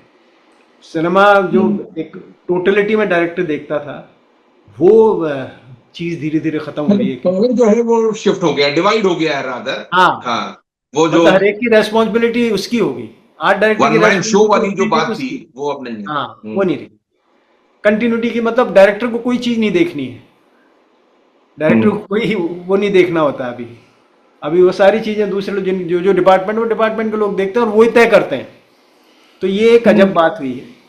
तो पता नहीं, फिर भी सिनेमा तो मतलब बन ही रहा है अपने एक से एक बेहतरीन। लेकिन ये है कि बहुत कंटेंट बहुत अच्छे अच्छे आ रहे हैं, बहुत बेहतरीन सोच हो रहा है। मैं तो अपनी डॉटर का ही कहता हूँ। मेरी डॉटर ने अभी एक फिल्म बनाई है, शॉर्ट फिल्म बनाई है 23-24 मिनट की, जैसे मेरे शूट करके आए हम लोग। काफ़ी उसने 50-60 लाख रुपया खर्च करके बनाई है। तो वो काफ़ी घूम रही है फिल्म। और उसने वो लिखती भी बहुत अच्छा है। तो उसने 2 फिल्में लिखी भी हैं और ओके। उनको भी वो अपने तरीके से पिच कर रही। तो जो सोच आ रहा है ना आज के यूथ में, वो बहुत नया आ रहा है एक्चुअली। हम जैसे सोचते थे वैसा नहीं सोच आ रहा है अभी। अभी बहुत चेंज मतलब हो रहा है यूथ के अंदर, बहुत नई सोच आती है, नया सिनेमा बहुत सोचा जा रहा है। जैसे जो मैंने फिल्म की वो भी एकदम नई फिल्म है, एकदम नई फिल्म है। तो ये एक बड़ा, और ये मैं अपने आप को बहुत फॉर्चुनेट भी कहता हूँ कि ऐसे में हम उन लोगों से मिल रहे हैं जिन के साथ फिल्में कर रहे हैं जिनको हम नहीं जानते थे। हमारे लिए वो सब नए हैं। अभी मैंने एक और फिल्म की अपने आलोक करके, एक पूना इंस्टीट्यूट का ग्रेजुएट है। तो शुजा पूरी पिक्चर के अंदर डायलॉग लिखे हुए नहीं है, मतलब पूरी फिल्म के अंदर डायलॉग नहीं है लिखा हुआ। मतलब मुझे स्क्रिप्ट नहीं मिलती थी, हम जाते थे, वो कहते थे ये सिचुएशन है रवि जी, फला सिचुएशन है, अब आप दोनों बैठो और आप इसको इम्प्रोवाइज करो। मतलब मैंने 8-9 दिन मैंने काम किया और मतलब हम ही डायलॉग बोल रहे हैं, इसी हम ही डायलॉग इवॉल्व कर रहे हैं, पूरा सीन हम इवॉल्व कर रहे हैं। उसमें वो धीरे धीरे बताता था, सर यहाँ इसको ठीक, ये ठीक नहीं सर, ये इसको ठीक कर लो। तो वो फिल्म बन करके तैयार है। और अपने मतलब मैं तुमको बता रहा हूँ कैसे नई नई चीज़ें जो है ना जी, बिल्कुल लोग बिल्कुल। सोच रहे हैं। मतलब मैं जब उसने मुझे कहा तब मैं तो पहले तो घबराया, मैंने कहा यार ये कौन सी एक्सरसाइज है। तुम मुझे कह रहे हो अभी आप सिचुएशन पे आप खुद ही डायलॉग बोलो। अब मेरे साथ जो एक्ट्रेस थी वो मराठी थी, तो अब उसको हिंदी उतनी बेचारी को लाइन इम्प्रोवाइज करने, तो एक तरह से हम खुद ही सीन लिखते थे बैठ हम्म। करके, बोल लिया फिर उसको लिखते थे फिर हम करते थे। तो मतलब पूरी फिल्म जो है ना ऐसे ही है, वो उसमें कोई डायलॉग नहीं लिखे हुए। तो क्या मतलब बात। ऐसी ऐसी चीजें हो रही हैं, देखो आप। बिल्कुल, अभी आपने कहा कि एक ऐसी जनरेशन अभी सामने है जिसको आप नहीं जानते। क्या ये तजुर्बा आपको हुआ कि ये जनरेशन भी हमें नहीं जानती, या हमारे जो पीछे के बड़े बड़े काम हैं उनको नहीं जानती? नहीं या जानती। ऐसे भी लोग हैं जो जो पीछे के काम से कटे हुए हैं, दे नॉट अवेयर कि रवि झांकल साहब ने भारत एक खोज जैसी कोई सीरीज भी की है, या भारत एक खोज जैसी सीरीज भी बनी थी? ऐसा कुछ हुआ कभी? गूगल करने की जरूरत भी महसूस नहीं करते लोग।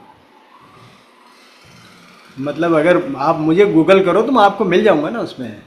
ऑफ कोर्स, बिल्कुल। उसमें है मेरी कम से कम 70-80 फिल्में तो हैं लिस्ट में। नहीं मैंने नहीं, बात एक पर्टिकुलर की नहीं है। एक डिसोरिएंटेड, या एक ऐसी जनरेशन जिसको कुछ पता नहीं है, या वो नहीं। खुद अपने में बहुत ज्यादा मगन है, ऐसी जनरेशन के सामने एक वेटरन एक्टर खड़ा हुआ है, वो कहता है जी सर आइए करते हैं, सीन करते हैं। हाँ हाँ। और he is only concern and bothered about his own scene, his own cinema. बिल्कुल बिल्कुल बिल्कुल सही कह रहे तो हो, ऐसा यही कभी है। कोई एक्सपीरियंस हुआ, और कैसा रहा नहीं नहीं, आपका बिल्कुल ये? बिल्कुल हुआ है। बिल्कुल हुआ है। मतलब हमको I'm बताना पड़ता है। जब जब कोई एक्टर ऐसे ऐसे जब कोई डायरेक्टर या कोई एक्टर हमसे बात करता है, जब जाते हैं हम, तो हमको बताना पड़ता है यार तू मेरे बारे में थोड़ा जान ले भाई, गूगल कर ले थोड़ा सा मेरे बारे में। ऐसा नहीं है, मतलब हम बाहर नहीं झोंक रहे, हमने सही। बहुत काम किया हुआ है। तो ये बताना पड़ता है कई बार आपको। कई बिल्कुल एक्टर्स को नहीं बिल्कुल। मालूम होता है। लेकिन जी जी। जो लोग जिनके साथ हम काम करते हैं उनको, जो डायरेक्टर होता है उनको ये पता होता है हम किसके साथ काम कर रहे हैं। Sure, I am sure. ये तो नहीं जी होता है। जी। लेकिन जी हाँ, जी। जो जो दूसरे एक्टर्स होते हैं या असिस्टेंट होते हैं या दूसरे और डिपार्टमेंट के लोग होते हैं उनको नहीं नहीं पता नहीं, वो होता। ठीक है, वो सबको पता हाँ हो सबके बारे में, कोई जरूरी नहीं। जी जी, हाँ बिल्कुल। हाँ। अ, रवि जी, आपने ओम जी, नसीर साहब, कुलभूषण जी का आपने जिक्र किया, SRK, और बहुत सारे, और मैंने अभी सारे आपने ऋतिक बॉलीवुड के रोशन और बड़े संजय बड़े दत्त का। एक्टर्स के साथ काम किया है, सलमान आपने, Khan, Amitabh of course of Bachchan, course, Shahrukh Khan, सबके साथ काम किया है। बिल्कुल बिल्कुल। नहीं, इतना तजुर्बा होने के बाद, इतनी चीजें और इतने बड़े बड़े स्टार्स के साथ काम करने के बाद, इतना खुद आपने नाम अपना बनाया, कोई ऐसा कोई आपका साथी, कोई ऐसा आपका को एक्टर जिसने आप पर कोई खास छाप छोड़ दी हो, किसी को मेंशन करना चाहेंगे आप?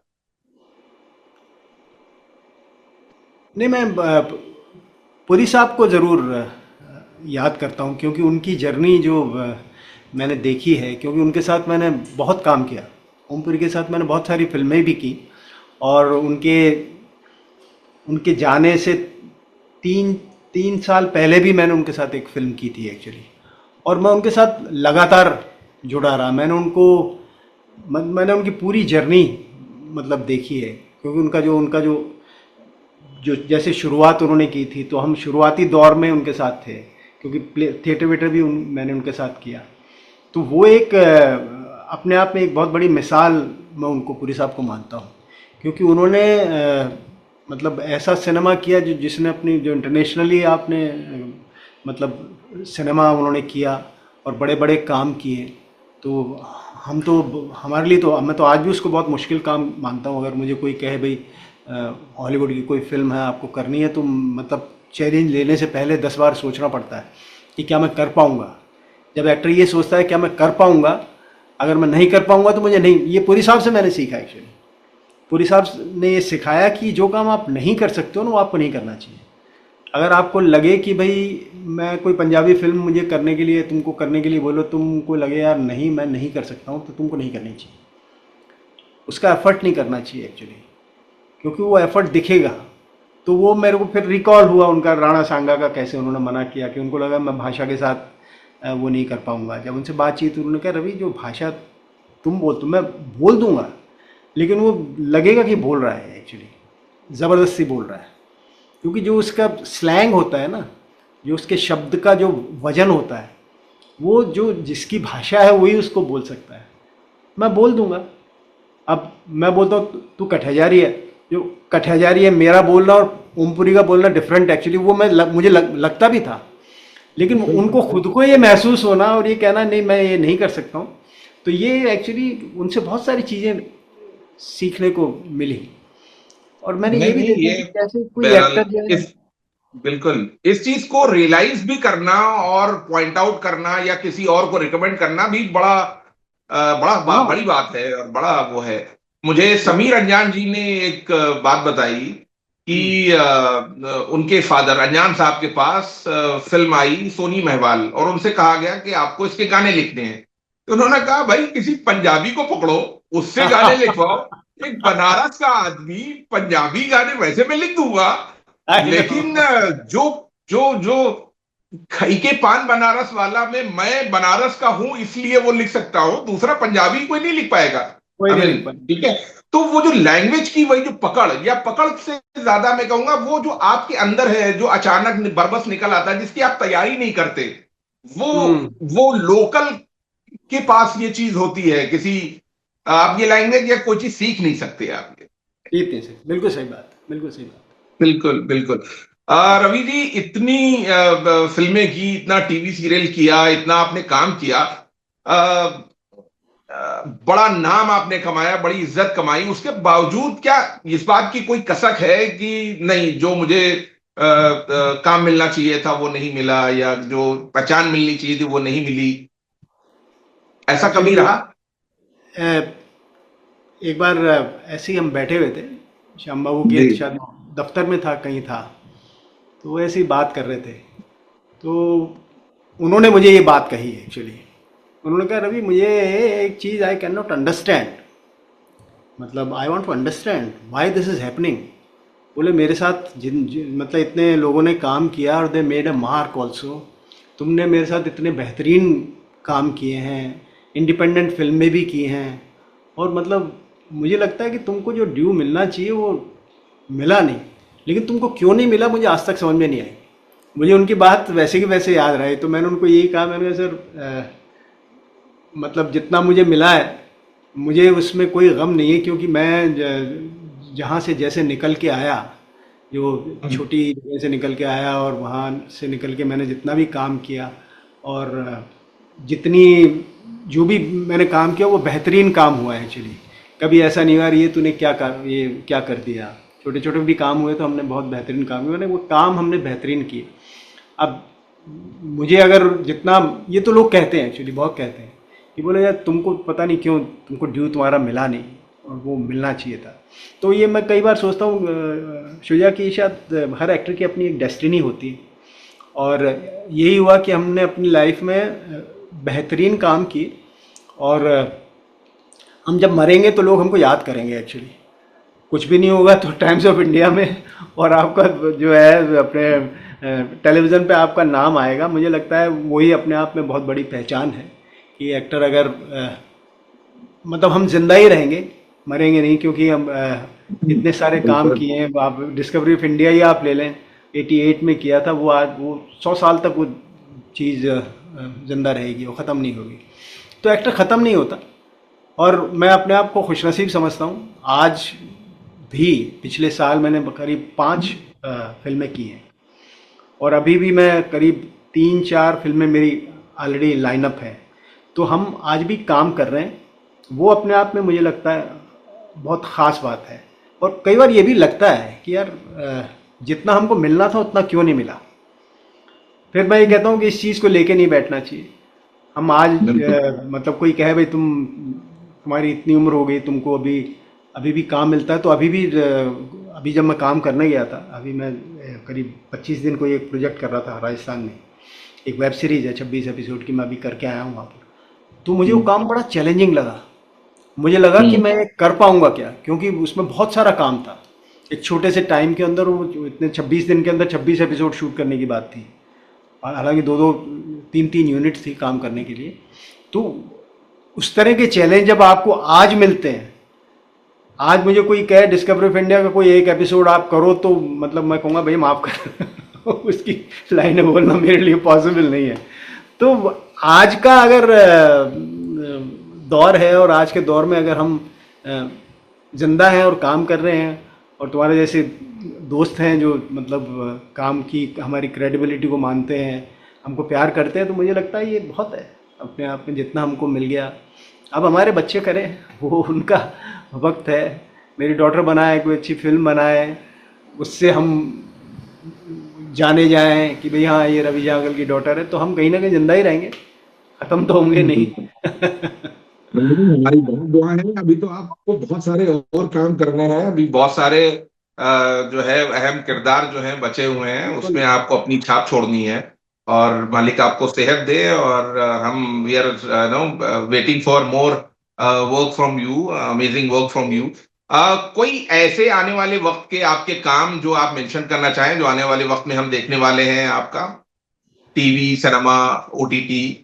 दो तीन फिल्में हैं एक्चुअली, तीन एक फिल्में हैं जो मैंने, एक बेबी एक फिल्म है, एक मैं अभी वेब सीरीज करके आया हूँ, डाकन करके उसका नाम है, थोड़ी थ्रिलर है कुछ ऐसा है, वो है। ओके। एक मैंने ये फिल्म की है अपनी, जो आलोक है अपने पूना इंस्टीट्यूट का ग्रेजुएट है, वो इंटरनेशनल सिनेमा के लिए है वो फिल्म। तो वो एक फिल्म मैंने की है, वो बहुत अच्छा काम है। अभी दो एक काम और मैंने असाइन किए हैं, वो मुझे करने हैं। फीचर फिल्म है, एक वेब सीरीज़ है। तो मतलब इस तरह के काम है जो रेगुलर, मतलब उनको मैं काम कह सकता हूँ। ऐसा कोई मतलब ऐसा मेंशन नहीं कर सकता कि भाई ये कोई बहुत ही कमाल का मेरा काम हो गया, क्योंकि वो दौर वापस मेरी लाइफ में कभी आ सकता है कि मुझे पता नहीं। मतलब आता भी है, हमारे काफ़ी सारे दोस्तों का आया है।